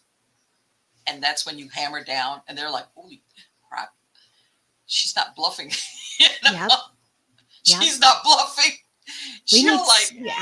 it's like, It takes it's strength. It takes a good strength to do that, and yeah, people it's need very to difficult because strengthen. usually when your kids look at you and give you a mean look, especially when they're in that teenage years as a parent inside, you're like, oh, but you know, you can't, I was like, oh, that hurts. A little while ago, you wanted to come and sleep on my lap. Like, oh, Yeah. I can't believe you're giving me that stink eye. Yep. And Yep. then, you know what? It turns out, and you're like, you got to be like, you know what? I love you too. You know, like when you take your kid into the doctor for a shot and they don't want to go, but you know that they need to go. Well, this was once upon a time. Well, that's another thing. But you know, it's for their own We good don't. kind of deal. Mm-hmm. It's the same kind of thing where you say, I got to grow a backbone on this because I'm doing it for your own good. I love you, so I'm going to endure it. But yeah, I think that a lot of parents have become very submissive to their children. How's that? I could see that. I know medically, yeah, there's a whole other rabbit hole there. Yes. But yeah, Yes. I've said to them, even with like screens, or there's limits, there's things that are different than what their friends are doing. Yeah. But they're so cognizant. They have conversations. I also had to realize you got to do stuff with your kids. Like we Yes. got to finish our Monopoly game after this, like Sure. you Yeah. got to bond and have those moments and not Yes. succumb to just, now we're Yeah. home from school, do your homework and I'll go on my screen. Yeah. You got to make time to be Sure. a parent. Right. And you're Yeah. not going to, I think part of, as you grow up is when you're going through those teenage years, which you've got like a foot in being a child and trying to put a foot in the adult world, which is normal, so you're going to try to do stuff that kind of secretive. I think that's part of the stuff, but you still got to be, as a parent, you got to be like, yeah, what are you looking at? What are you doing? Who are you talking? What are like, which show are you watching? Mm-hmm. I've seen some shows that nowadays I'm like, holy crap. Oh yeah, it's all Uh, agendified. All yes. agendas. Well, Yes. let me tell you something now in LA, what's happening with the writers, with the strike. Yep. Yep. Okay. With NSAG, it's all at once now. Everybody's on because AI take over a little bit, I think. Well, But this is the thing that I was reading the other day, that they were talking about, that what's going to happen with AI and how it's going to impact writers and, down the road, depending on how long this takes. mm-hmm. And I was thinking, you know what? Once upon a time in Miami, there used to be an airlines called Eastern Airlines. It was headquartered out of Miami. They went on Mm-hmm. strike, but there was one of these things where they refused to. And I'm not talking anti-union, right? But they just refused to agree with the with the corporation, with the management, whatever. They were out there like a year. I remember going by and you'd see these pilots and all these people out there. Guess what? Eastern folded, and after a year of striking, there was nothing to come back to. Okay, because This they could all be the lived here, takedown. because since the airlines was headquartered here in Miami, out of Miami Airport, after a year that wouldn't negotiate, they couldn't come to an agreement. Not nothing like, let's one of these where the union was really hardcore, and too hardcore, I guess. Really, in the end, is what happened. Eastern folded. They left. It's like, it doesn't matter to strike because there is no job, there is no company for the strike. And then I was thinking about what's going on now with some of the writers, and Mm-hmm. it's like, you guys got AI breathing down your backs. I hope you Oh yeah. realize that, right? Yeah, this is part of their takedown and ringing us out. My husband's been out. He does the camera cranes. Uh-huh. I call him the giant. He's very big, and but he wound up schmoozing and getting a little bit of side hustle going to keep us Right. afloat. But it is a lot like, oh, like they're not. They're saying January maybe they'll come to agreement, Yeah. but the agreements they're never going to come to the agreements they want. And Right. then yeah, and it's going to be different. And whether this is the takedown of Hollywood or whatever, Hollywood's never going to go away. I just feel Right. like we need different people in control, and there's new sovereign Sure. production companies coming up that are doing good content. Go back to the Yes. wholesome, nice, kinder content. So Sure. so they could be ringing out, the dark. I don't know, Let but me tell you something. I watch a lot of the 70s and 80s show just for the nostalgia. yeah, After they're great though. some of them, they're very formulated, especially when you look at them from this perspective. But sometimes I watch them to go, oh man, this was great. It was just a story. It was just Yeah. a story, like whatever, good guy, bad guy, whatever, and you knew what was going to happen. But there was a lot of nostalgia involved. And it's Where just entertainment. It was entertainment. just That's all it is. entertainment, not pushing a message, not pushing an agenda, not creating more division. It was just entertainment. And it's like, where did that go? And so Right. I think I was spared in that sense. I was spared from Hollywood because that was my dream and goal. Like I love entertainment. And then even my mom and my, friends and family be like, well, create your own, or, Yeah. just so some of my friends have branched off and they're making their own content. And they're Yes. like, if you really want to be an actor, then act, make your own content. You don't have to go on these I would shows. think And that now it's easier because if you look at Hollywood, basically, you weren't ever going to be seen unless you were working for one of the major studios, and of course, I'm sure you've heard of the casting couch way back oh, when. sure. I've been assaulted by it. Yeah. Yeah, in other words, it really wasn't sometimes a question of the most talented. It was mostly a question of the talented and the Yeah. ones that would go along and agree to whatever. Or who they know, or family. And a lot were like SRA victims, satanic ritual. Yeah. Like Yes. the darkness goes deep, and you follow Yes. that line, and you're like, you never had a chance. So again, with the energy harvesting, everyone wants to take the bus to Hollywood and make it big. I'm like, you'll be used and you'll be played. If you're a really, really good person, to start your own business and do it. Right. Don't And let the that's my puppet point, masters that take over. now with internet and all these things, that people Yeah. can actually make their own content, and it's like, okay, big studio exec, Yep. Harvey Weinstein, hello. From what I understand, that guy was going around doing it for years and years, and everybody knew what he was doing. Yep. And now Oh, there's so many more than him I'm too. sure there is. I'm sure it's just the Yeah. nature of it that comes with the territory. But now you can make content, and you don't need to have because you only had these big studios, and even from before, what they call the golden age of Hollywood, where these basically studios owned you if you were an actor and actress and you were signed up. Poor Judy Garland and them. Yeah. Yes. And Shirley Temple. Ooh. And Yes. also CCP, they were involved in Hollywood, old Hollywood. The monies, it's a global. Yes. It's part of the what's it called? It was and a lot of people just saw it on the surface, but they're and of course, well, I'm gonna say, because back then, let's go back. They would whatever these stars or starlets or whatever did in their private lives, they always had a publicist. Like your public appearance or persona, they very carefully took care of that. Yeah. You were seen to go out on dates with certain people and let the photographer take pictures of you, and if there's some scandal, it was hushed up. You had people that were fixers. Yeah, they still do that. I bet. Yeah. As soon as like, No, they didn't want anything disagreeable. Nowadays, of course, sometimes bad attention is better than no attention. Sure. They like the narrative. Well, like the paparazzi came about really from the stars calling in to say, I'm going to be at this place, because they wanted the publicity. It's all publicity. And what did you say? Yeah, any publicity is good publicity. But they still owned. That's why I laugh when I see sometimes or hear on the radio like The Rock or somebody, because they have a picture deal.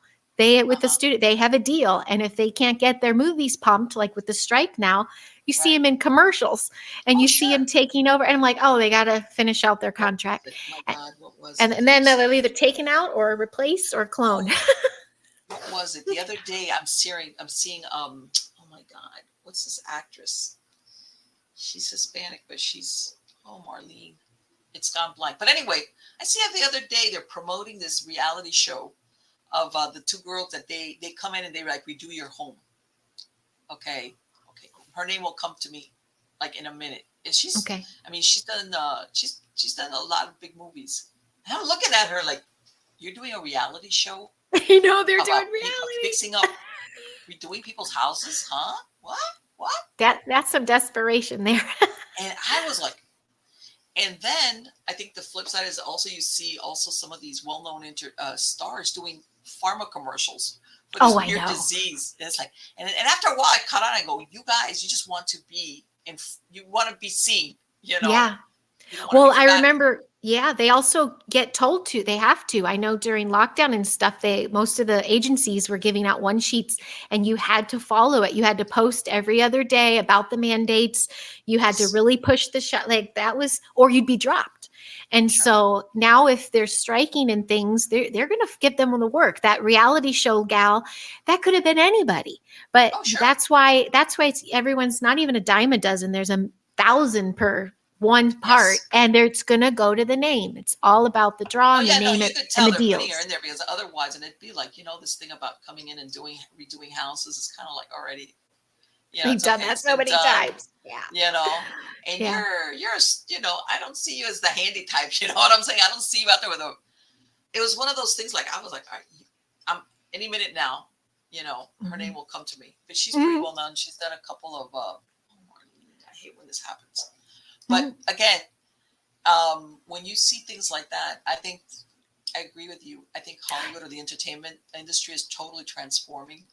Oh yeah. And is it Eva Longoria? No, it's not even Yeah, Longoria. oh, I was picturing She that. did. I'm going to tell you something. She did in the Fantastic Four. She was they dyed her hair blonde. Oh, Marlene. Oh, I think I know who you mean. The first Fantastic Four. I Hold on. don't remember it. Now It'll see. come. Jessica something. Okay, it's That's one of so those funny. things where Fantastic Four. No, you know what? Now when it just gets to me that like Sure. when the more you want to remember something, you want to like. Oh, sure. And this is the thing that sometimes before they would have different versions of a movie, but they'd like 30 years would go by. Mm-hmm. But now they do it like, and Yeah. it's like, and 5 years later, you're going to get another version of the. No. All right, let's see, Marlene. I'm Mhm. because now I have to You like. gotta know. Yeah, I swore on my deathbed I would do a whole coffee table book of what I've seen and heard because I run around with a lot of different peeps. And again, it was all about the frequency. There's some that are big names that are really just good people that I don't think have been in satanic rituals. And they're just a microeconomy. And then there's some that you're like, they can't even look me in the eye. And you're like, oh my gosh, there's You know so what? much dark and light. This is, and I think a lot of people that when you talk to them about satanic stuff, ritual stuff, even stuff that's happened to child actors. Jessica Mhm. Alba. Thank you, Marlene. Okay. Jessica Alba. She's doing a reality show. Oh She's my doing God. a reality show Didn't she just do diapers? about people coming in and renovating the house. And I was like, Jessica Alba, Wow. what are you doing? Yeah. I was like, okay, that's a new one for you. Oh no. But yeah, and what you were getting about as far as being a new Honest Renovations is the name of it. There you go. Okay. Wow. Okay, see, I was like, oh my gosh, and that's her company. Honest is the brand she does with baby diapers and products. Right. Honest Renovations. Boy, But she's what I'm just saying is, I don't see her as the Bob Vila of I know. renovations kind of thing. Yeah.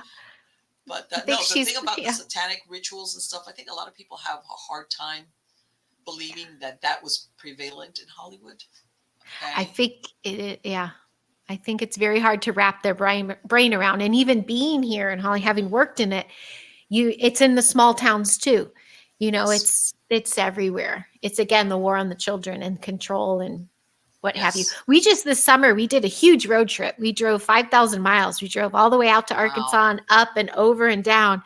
And then speaking of energy and even some darkness, a lot of light is in the country, and the country's gorgeous, but there were some towns you just didn't want to get out of the car. And Yeah. you can just feel it and sense all the entities, and just the dark has taken over. And that because people assume it's just in Hollywood. I'm like, there's a lot of light here too. Otherwise, it wouldn't have lasted that long. But it's all across everywhere. You get those Yes. crazy dark satanic stories, and what they're doing with kids and the trafficking and everything. It's Yes. everywhere. It's Yes. just so happens they make content here, and there's a lot of puppet masters Sure. behind the curtain Sure. everywhere.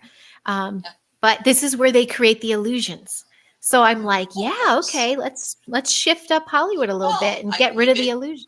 Hmm. you get people like you said, like you described earlier, that go out there thinking, "I'm gonna make it." The money. That's not even the money. It's just a recognition. I'm gonna have that lifestyle, that Yeah. whatever. Mhm. And for lack of a better word, they end up selling their soul. How's that? Yep. No, that's And it. I know that sounds like wow, but yeah, That's it. because they want to attain whatever it is in their head, that Yes. celebrity status, And they do and that in so many ways, not just selling their soul on the contract of yeah, right, Illumidon. exactly, I yeah, call it Illumidonkeys, not just them. yeah, They'll sell their soul by compromising themselves and their exactly. beliefs and their more. And I'm like, and then you're off. You'll either be feasted on, used, or Hmm. it's And you get very some of hard these for child someone to. actors that you see Yeah. that I'm thinking, okay, you know what? Your parents had to sign off on this somewhere along the line. Yeah. Yes. And I did Jonas Brothers' very first music video. And what I remember the most about it is the family was all up in it. Like they did each other's hair. The mom was there. Everybody was, it didn't feel like, with Britney Spears, I've worked with her too. And Hmm. I felt like she was sold off into the business, Oh like yeah, make the family the money. Then there's some families that stay a family unit. And you're yes. just like, okay, they'll be okay. They can turn into a microeconomy business, but that family better be involved. They can sell Sure. them off, or there's so many ways of doing things. But when the dark takes over, everyone around feels it. It's Well, just the, not, the the yeah. as a matter of fact, Britney Spears, she just made the news because she's going through a divorce from her second husband. Again? Oh boy. Yeah. Okay. And they're saying, oh, she's distanced herself from her family of origin. In other words, she's out there. And I was like, oh, so her second husband is like, well, that poor girl. And well, she's a woman, but she's been troubled for a long time. Yeah. And I mean, you get the people that are saying that her family was trying to help her, when they like put her in the conservative, that they were trying to manage her. How's that? Hmm. To help her. And then other people were saying, no, they were doing it basically to take the money from her. To But at take this control. point, they're out of the picture in a sense. And now she's going through a divorce. I think they just had a baby or something. And it was like, oh, Oh boy. I yeah, just know that she was a lost soul, total yeah, lost soul, and very much a shell of herself. And yeah, I know a horror story too with her younger sister. Like the baby daddy is actually like this Nickelodeon producer who's still working. He right. attacked Amanda Bynes, he attacked a lot of these young starlets. And I Hmm. think whether they stayed quiet, what means how far they can go. Right. Like if you're going Um, to make a fuss, well, that'll be the end of your then you're career, out. right? Uh Yep. huh. You leave town or we'll Right. get you out. How many of those Um, kids, for those Mickey Mouse kids, ended Oh, up? I know, right? There's so Uh-huh. many from there. And Yeah. yeah, the Nick stuff. But because of all these little headlines going around, and Weinstein, all that, it's bringing recognition. So like Yes. bringing the light into the darkness, it's gonna, like roaches, it's gonna expose it a little more. And so I've been noticing the last few years, a lot more things are getting exposed. Whether people believe it or not, it isn't, but Right. it's Exactly. out. So they have to change tactic, or people are just going to be more like watching. Well, Amanda And Bynes, wasn't they found her like a couple of yes, weeks ago wandering around the streets or I something like that? because she's the same victim of that Nickelodeon producer, and she tried talking about it, and then They can career suicide anybody they want. Sure. They are in those powers that be are in touch with reporters and news stations and papers and Exactly. that they can control any narrative. They can So you put sit and look pretty and make the money, or you cause a ruckus and will mess with well, your that'll be the career. end of your career. Yep. Yep. And then, as far as the ritual stuff and the Illuminati stuff, there's very much a pattern with them. So it's not everybody that's in it, but it's all becoming so much clearer the more you research it. But also, I don't know, there's still hope. Well, no, I love and, hopium. and you know what? And I know, but I believe it, and I think it's that a lot of these, whether they're directors or producers or whatever, they sometimes they purposely put them in compromising scenarios and they blackmail them. Yes.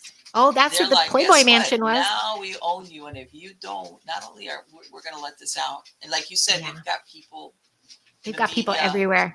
and Everywhere. newspapers that'll run this horrific story like breaking news, Yeah. so and so, whatever, ... fill in the blank. Yeah. And not only is your career going to be ruined, but your life, because you'll be a pariah because we'll put out whatever we got on you. Yep. Something there's a theory that even Hefner and the mansion he was a CIA op, and because there is a tunnel system from the mansion down into Beverly Hills and Brentwood, and get them in compromising positions, you got your blackmail, and happens more than we know. And the Standard Hotel, there's all over town, there's stories. Yeah. And I mean, I don't know if you've seen but the Playboy Mansion, it's like falling apart. Oh yeah, exactly. Yeah, it's it like is. Nobody wants to be there. I think it's been sold. Yeah. They're gonna take it down, I think. They have to fill up the tunnels. Like who would, you would think that place, somebody would have taken it over just because it was the Playboy Mansion. Mm-hmm. But like you said, maybe it's got bad juju on it. Something there is like, you know what, forget it. They have to hide the tunnels and the going in the Polo Lounge and the going into where are they going to, and all those things. Exactly. All this, which have been going on for a very long time. It's nothing new. Yeah. Sure, because when you look at those, especially those earlier, the Playboy Mansion was like, if you were up and coming, this is the place to be seen, especially if you were a star, a man, like a male star or something. Mm-hmm. If you were at the Playboy Mansion, you had it made. Mm-hmm. This is a place full of bunnies and men and women go there. That was publicity. It's like Studio 54 or any of the hot spots. They're, as much as they're a hot spot with good publicity, they're also very heavily controlled. And only the right people get seen there. Yeah, only that right people get admittance. And if there's a show coming up or a movie, they got to make their rounds and get their pictures out and be they're cheating. I remember I was working with someone, Coldplay guy, Chris, I forgot his name, years ago, and his kids were there, and they're very little, but he also had somebody there that I'm like, that's not his wife. That's not Gwyneth Paltrow. Like, okay. Yeah, it was like 6 months later it broke that he was with Kate Bosworth. I'm like, I saw her. She's like, a twig. And I'm like, oh, you. It was a very small, close set, but those kind of things, like the narrative in the public was completely different than what was going on in real life. And you have to it's overwhelming, but you're like, have to understand it's all a show. Yes. And to be seen. And it's all money. Like I said, once upon a time, they only wanted good publicity. Divorce was like, oh no, or getting caught. No, don't do that because you belong to us and you're going to make us look bad and we want this image of you. But now lately in the last, 20, 30 years, it's like, even like if it's a scandalous stuff, if it'll get you attention and it'll get you out there, that's just great. Give me the numbers. And that's why I really get so excited when I just love Roseanne Barr and her podcast. God, I love Roseanne. I love her. I even knew younger at the time. I'm like, not even just recently, but even back in the day, I'm like, she's groundbreaking. And just what they were doing to her then, they were trying to control her because they realized, we can't control this one. And she's on the #1 show in America. Yes, and, exactly. And now and Joe Rogan and all these voices out there. And it's like, yes, speak up. Just keep speaking up. It was incredible what they did. When they did when they brought her back to do the show, that they killed off her character because she OD'd on opioids or something. And they tried to do the show without her, and I was like, hello, do you realize it's not going to work? She was the show. You guys were just in her orbit, you Mm-hmm. know, and you Yep. making this work like with a Yeah. memory of her, it's not gonna work. Yeah. It's Yeah. like who sold somebody this idea? Yeah. Because it's gonna flop. Yep. Not I because think I she know did that. a big old mic drop on Hollywood. I think she's like, I'm gonna just do it myself. And she did. Yeah, And now she's almost bigger than ever, almost, I feel. yeah, no, and she wasn't the other day they were interviewing. I can't remember where she was like, I don't care. Like I'm gonna say this, and I don't care. Like, Hmm. what are they gonna do? So yeah, that thing about that you like you were saying that they controlled you about what you said or didn't say because it could bite you in the butt. Like, hey, did you say that? No, you can't say that or whatever. Yep. Even If the you're little guys, the little ones like me that I was trying to make a name. For a little while, I was a working actor, but there were guidelines. There were yeah, things you did and didn't do. And if something, it was just awkward. I felt like I had protection, multidimensional protection in a way because I right, was literally on my way to some of those crazy parties, and then something in me be like physically feeling myself pull away, like get out of the car. And then I'd have friends that would actually go, and I'd run into them again, and there'd be no light on, and they'd be like, "Why did you leave?" Like, kind of like, "How did you?" I go, I couldn't go. I'm sorry. I know I'm not going to make it, or I didn't know." But then they're upset, and then right. you never see them again, and you're like, "Oh God, what happened?" Yes. Those kind of things all the time happen, and everybody has a choice. We all have free will, and Mhm. people get lost in ego here. So Oh, if you I become a bet. really great product, though, they're going to hold on to you and woo you and do anything they can Mhm. to make money, Of to use course. you. Yeah. Right. Yeah. Exactly. Yeah. Exactly.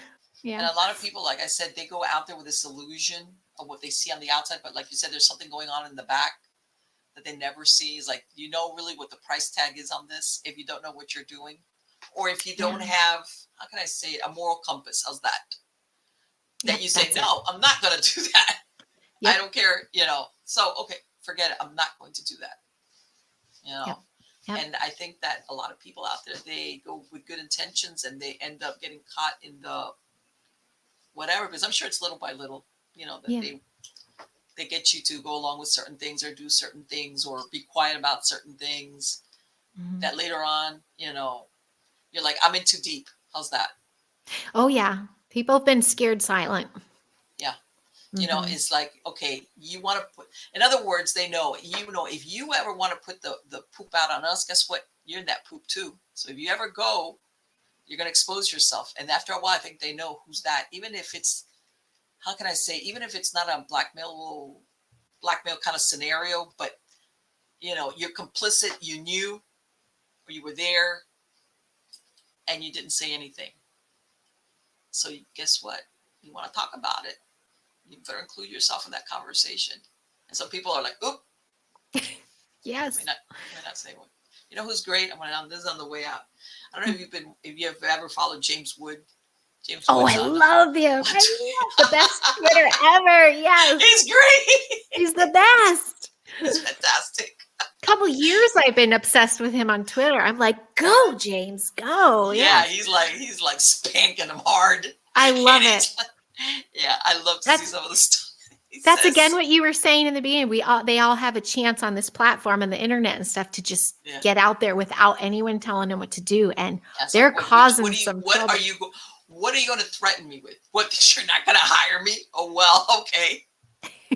After a while, but they don't have that over you. You know what I'm saying? It's Yep. like your power over me is gone, Yep. and I think that that's hopefully where, like you said, that there's content creators, whatever the content is. I'm going to even say it for the self-publishing, even for books. People now are self-publishing. Before you had to, get a publishing house to publish your book, Hmm. and if it wasn't the right, um, if it wasn't the right message in the story, even if it was fiction, all right, it didn't get published. It could be the greatest manuscript. It just wouldn't get published. And now people can just go, hey, I'm going to self-publish. Yes. Or they just have AI write it for them. They're like, Oh this is a man. great subject. And then a week later, they have an Amazon book. It's like, Oh what? yeah, I know. I've seen some people out there that are not, that they're, oh, and I have a book out, and I'm like, huh? How'd you do that? You've got a full time. Because Yeah. I'm a writer. I have 8 books, and that's a hard work. Okay, it's Oh, a full time job in the sense of when you're writing, and I'm like, how did you produce that so quick? Like, what? And it's like they got ghostwriters.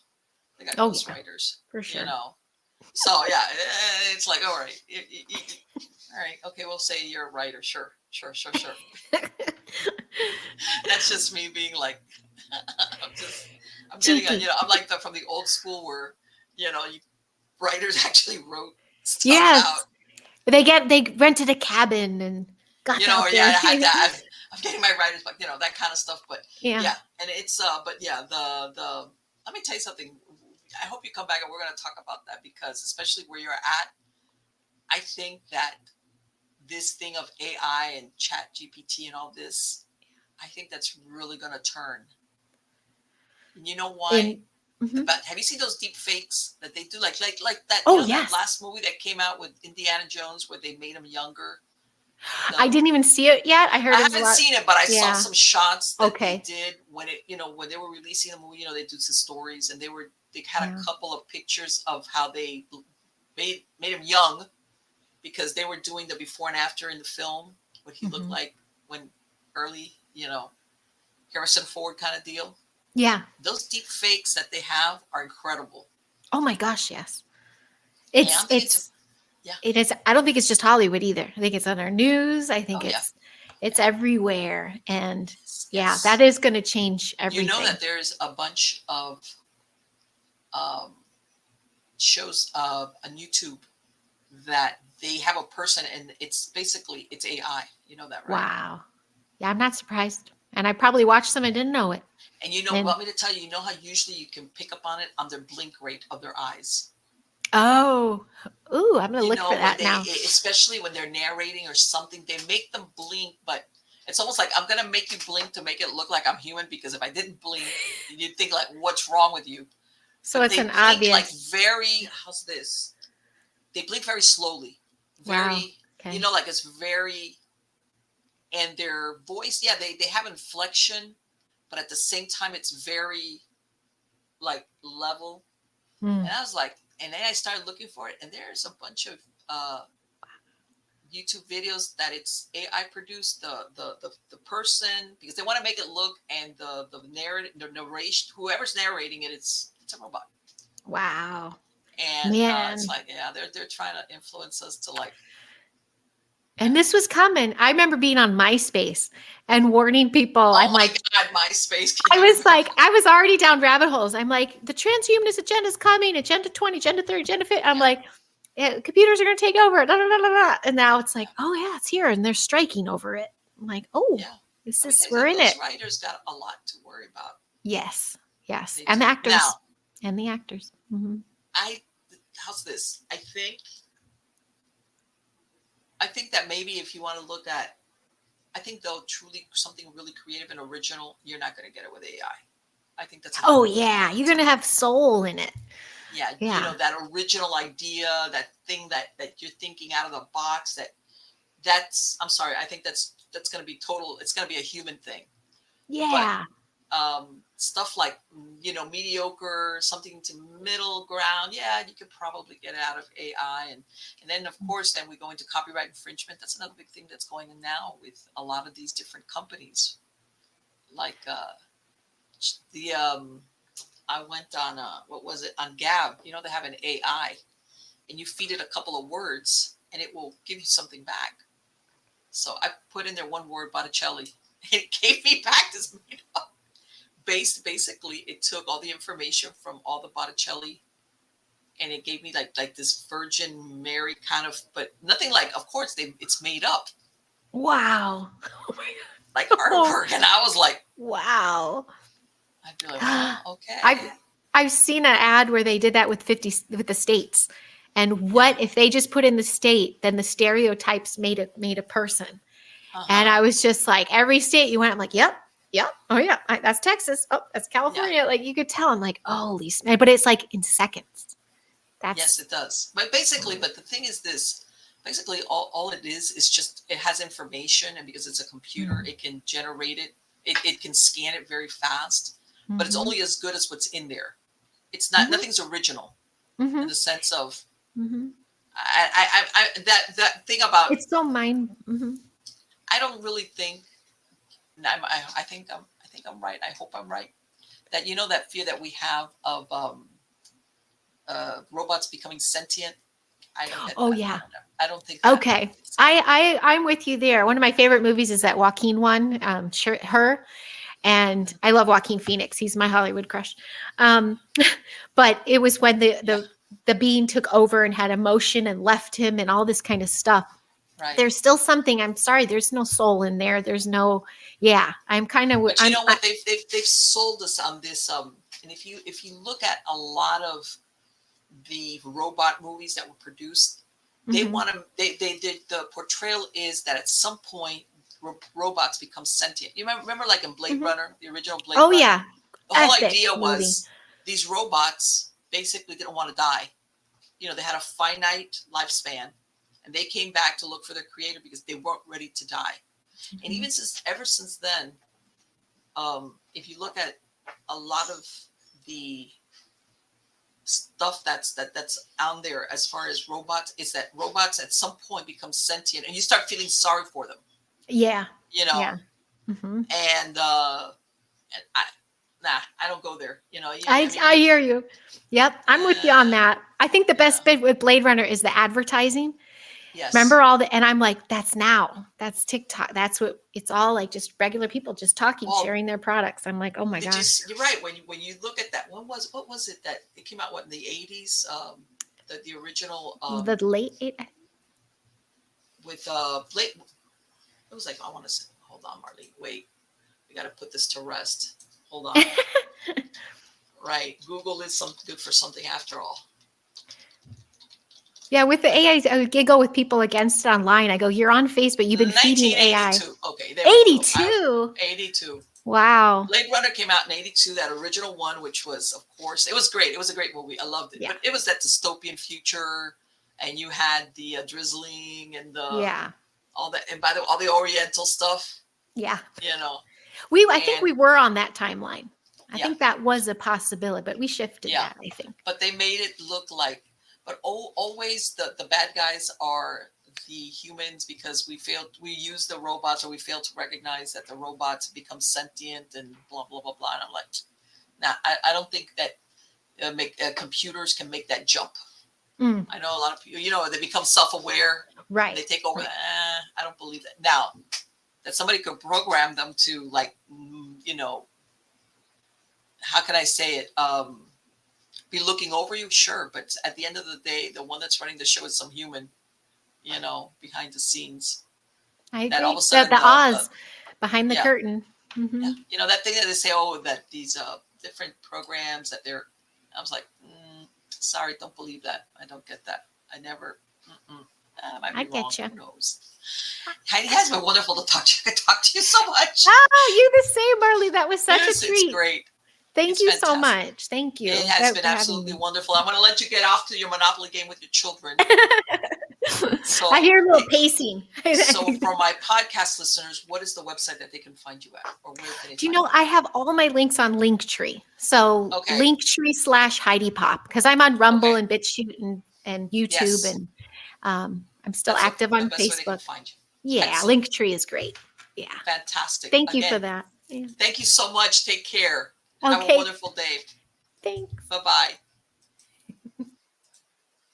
Oh, wow. See, get the scoop on Hollywood from Heidi, man. That was great. I love that interview. We started off with UFOs, Bigfoot, and we went off to Hollywood land. Isn't that great? Yeah, but you know what? There's a lot of weird shit going. Sorry. Okay, poop. That's shit. There's a lot of shit going on there, out there in that neck of the woods. There is. I'm sorry, it has been going on. I mean, if you, like I was saying, back once upon a time when these studios, when there was, they had sensors and everything, they knew that Hollywood, in other words, the producers and these studios were really careful about the image of their stars and the image of the movies. And basically, they pay publicists and, like they said, get photographed with the right person. And they would even set some of their stars up with certain dates because they wanted to have this persona. And by no means did they ever want the public to know um, if something, what's the word I'm looking for? If they're stars were doing something they shouldn't. Every once in a while, stuff got away from them, but overall, they were very, very careful about the publicity that got out there. And it always had to be good publicity. It could never be bad stuff. If they had any of their, basically, they looked at these actors and actresses as their property, All right, you guys. So they hey, shh, be quiet. Of course, the children.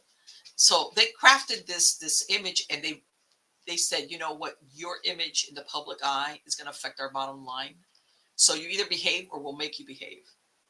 All right. So if you had people with weird lifestyles or drug problems or scandals or drinking problems, they had people back there taking care that you always appeared the right way, or God forbid a divorce, or extramarital affair.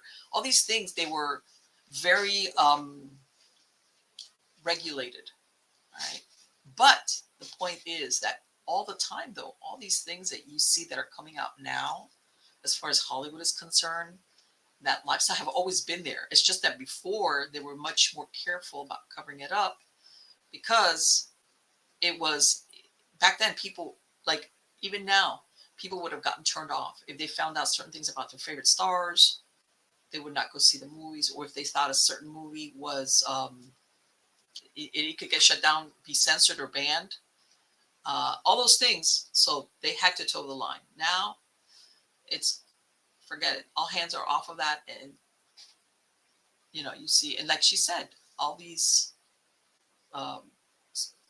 stars that entered as children, like Judy Garland and Shirley Temple, from what I understand, they were all sexualized as children. All right. In other words, this wasn't think about it. If you think of Judy Garland in The Wizard of Oz, all right, she was a prototypical innocent young girl in this magical land. And come to find out later on, you find out that what's going on behind the scenes in real life for her is totally different from what they were portraying her as. All right. And this happened. That's why I think you see a lot of these child actors, when they grow into adulthood, if they ever transition, which very few of them transition into adult actors without being totally weird, they crash and burn. You see a lot of drug and alcohol abuse and suicides and really, really dysfunctional lifestyles, because they were used. And when I mean used, I don't mean used as in, oh, we're making you work extra hours. I mean as in sexualization of them as children. All right. And which is what I was telling Heidi. There comes a point, and I think this figures into it, that your parent or parents who should have stepped in and said, no, you're not going to do that to my kid. Oh, well, we won't use them. Okay, then don't use them. They didn't. They let what went on go on. And I think that there's nothing worse for a child than to be abandoned in that sense, even if that person was still around, that it didn't protect you. In other words, the money, like she was saying, the money, the meal ticket is like, I don't care if what they're being done to you is going to damage you, but I'm going to get a lot of money because you might make thousands and millions of money. And hey, that's it. That's a very deep betrayal for a child and then a human being to experience, where basically you're sold for money, or the potential money that you could make. But yeah, so I really like talking to Heidi, because I'm sure she needs to write that book. She needs to write that book about everything, because for everything that makes the headlines, there's a bunch of other stuff that's never made the headlines, that the people in town know about it, and that's about it. Or they heard it, or the whispers, or people, oh, did you hear about so-and-so? Did you see what happened? Yeah, all right. It just never makes the papers either, because something else was more important at that time. Like I said, I just saw this thing with Britney Spears, that she's getting divorced. I think she just had another baby with this guy, and she's getting divorced from him. And I look at her, and and they were saying also that, in other words, that like she's not close to her family. In other words, it sounds like she doesn't have anybody to step in and help her. And this is another thing, sometimes these people, when they're on this path of self-destruction, they push other people away. Nobody can help them. If anybody really came sincerely to help them, they'd get kicked in the teeth. So that's what happens a lot of times, and it's a shame. It's a shame. And yeah, there's a lot of things that go out there. And so my point being that, in a way, I'm hoping that the changes that are going to come about in the entertainment business, as far as, let's say, Hollywood, I hope it's going to be for the better. I think that a lot of people are fed up with what was being produced, which was either mediocre or really stank. And plus, it was like the social engineering to the nth degree. And it was like, why can't you just tell me a story and entertain me? That's all I want. Some great story where I can be. Let's think of let's say Raiders of the Lost Ark. It was great. You saw this guy running around away from the Nazis all over the place, and these close calls and the music, and it was like, what a great movie. What happened to just that? Just a movie, a great movie about adventure, whatever. And everything now has to come with double entendre and this is message, and let's face it, some of the stuff is not so subtle anymore. Where you're like, oh my god, all right. So all right, we're dressing this story with all these messages, and even series now, it's like you get into it, you start looking at a series at the beginning, it's like, man, this sounds like a really interesting storyline. And then about the second or third episode in, you're like, oh, here we go. You thought you were going to hook me, right? And it started off great, but I see where this is going. Forget it, turn it off. At least that's what I do. I never get so hooked on anything that I can't walk away from it. If I feel like, you're getting too preachy, or you're going to manipulate me, or this is the story, and, all right, forget it. I'll go look at some 80s or 90s show or 70s or whatever. I mean, God knows there's enough channels now on streaming that you could find something, whatever, to entertain you. And I'm serious.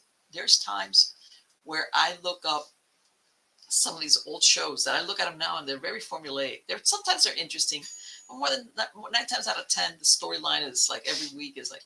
But sometimes it's like, you know what? I just want to watch something where it's like, first, the nostalgia. That's number one. Number two is like, hey, it was just a story, whatever, the good guy, the bad guy, or or the good guy, has something happen to them with it, some crisis, and they get over it, or how do they figure it out? Or maybe they fix it, but not really, okay. But I was like, then it's like, okay, yeah, that's good. That's good. I can do that. I'll tell you something. You want me to tell you who was one of my favorite shows? I still watch it on and off. The original.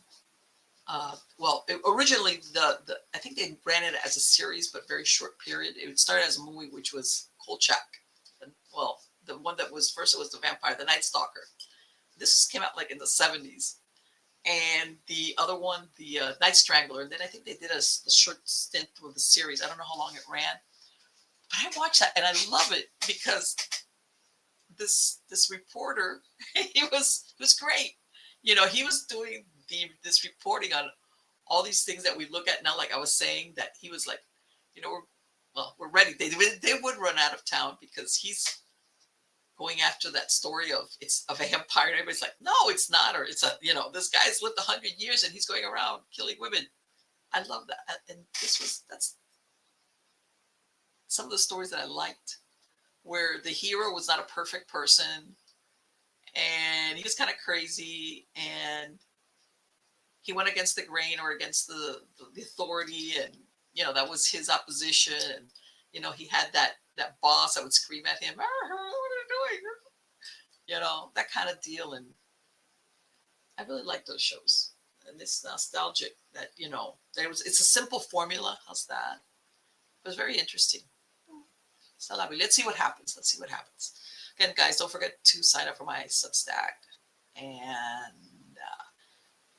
like I said, I have everything going on there, and I'm hoping that I will be publishing my book soon. I will let you guys know about that.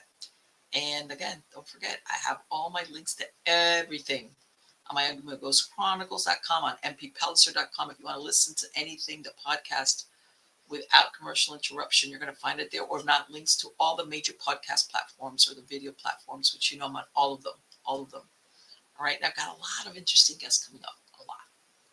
yeah, like I said, I'm prepping season 15 of Stories of the Supernatural. So come back.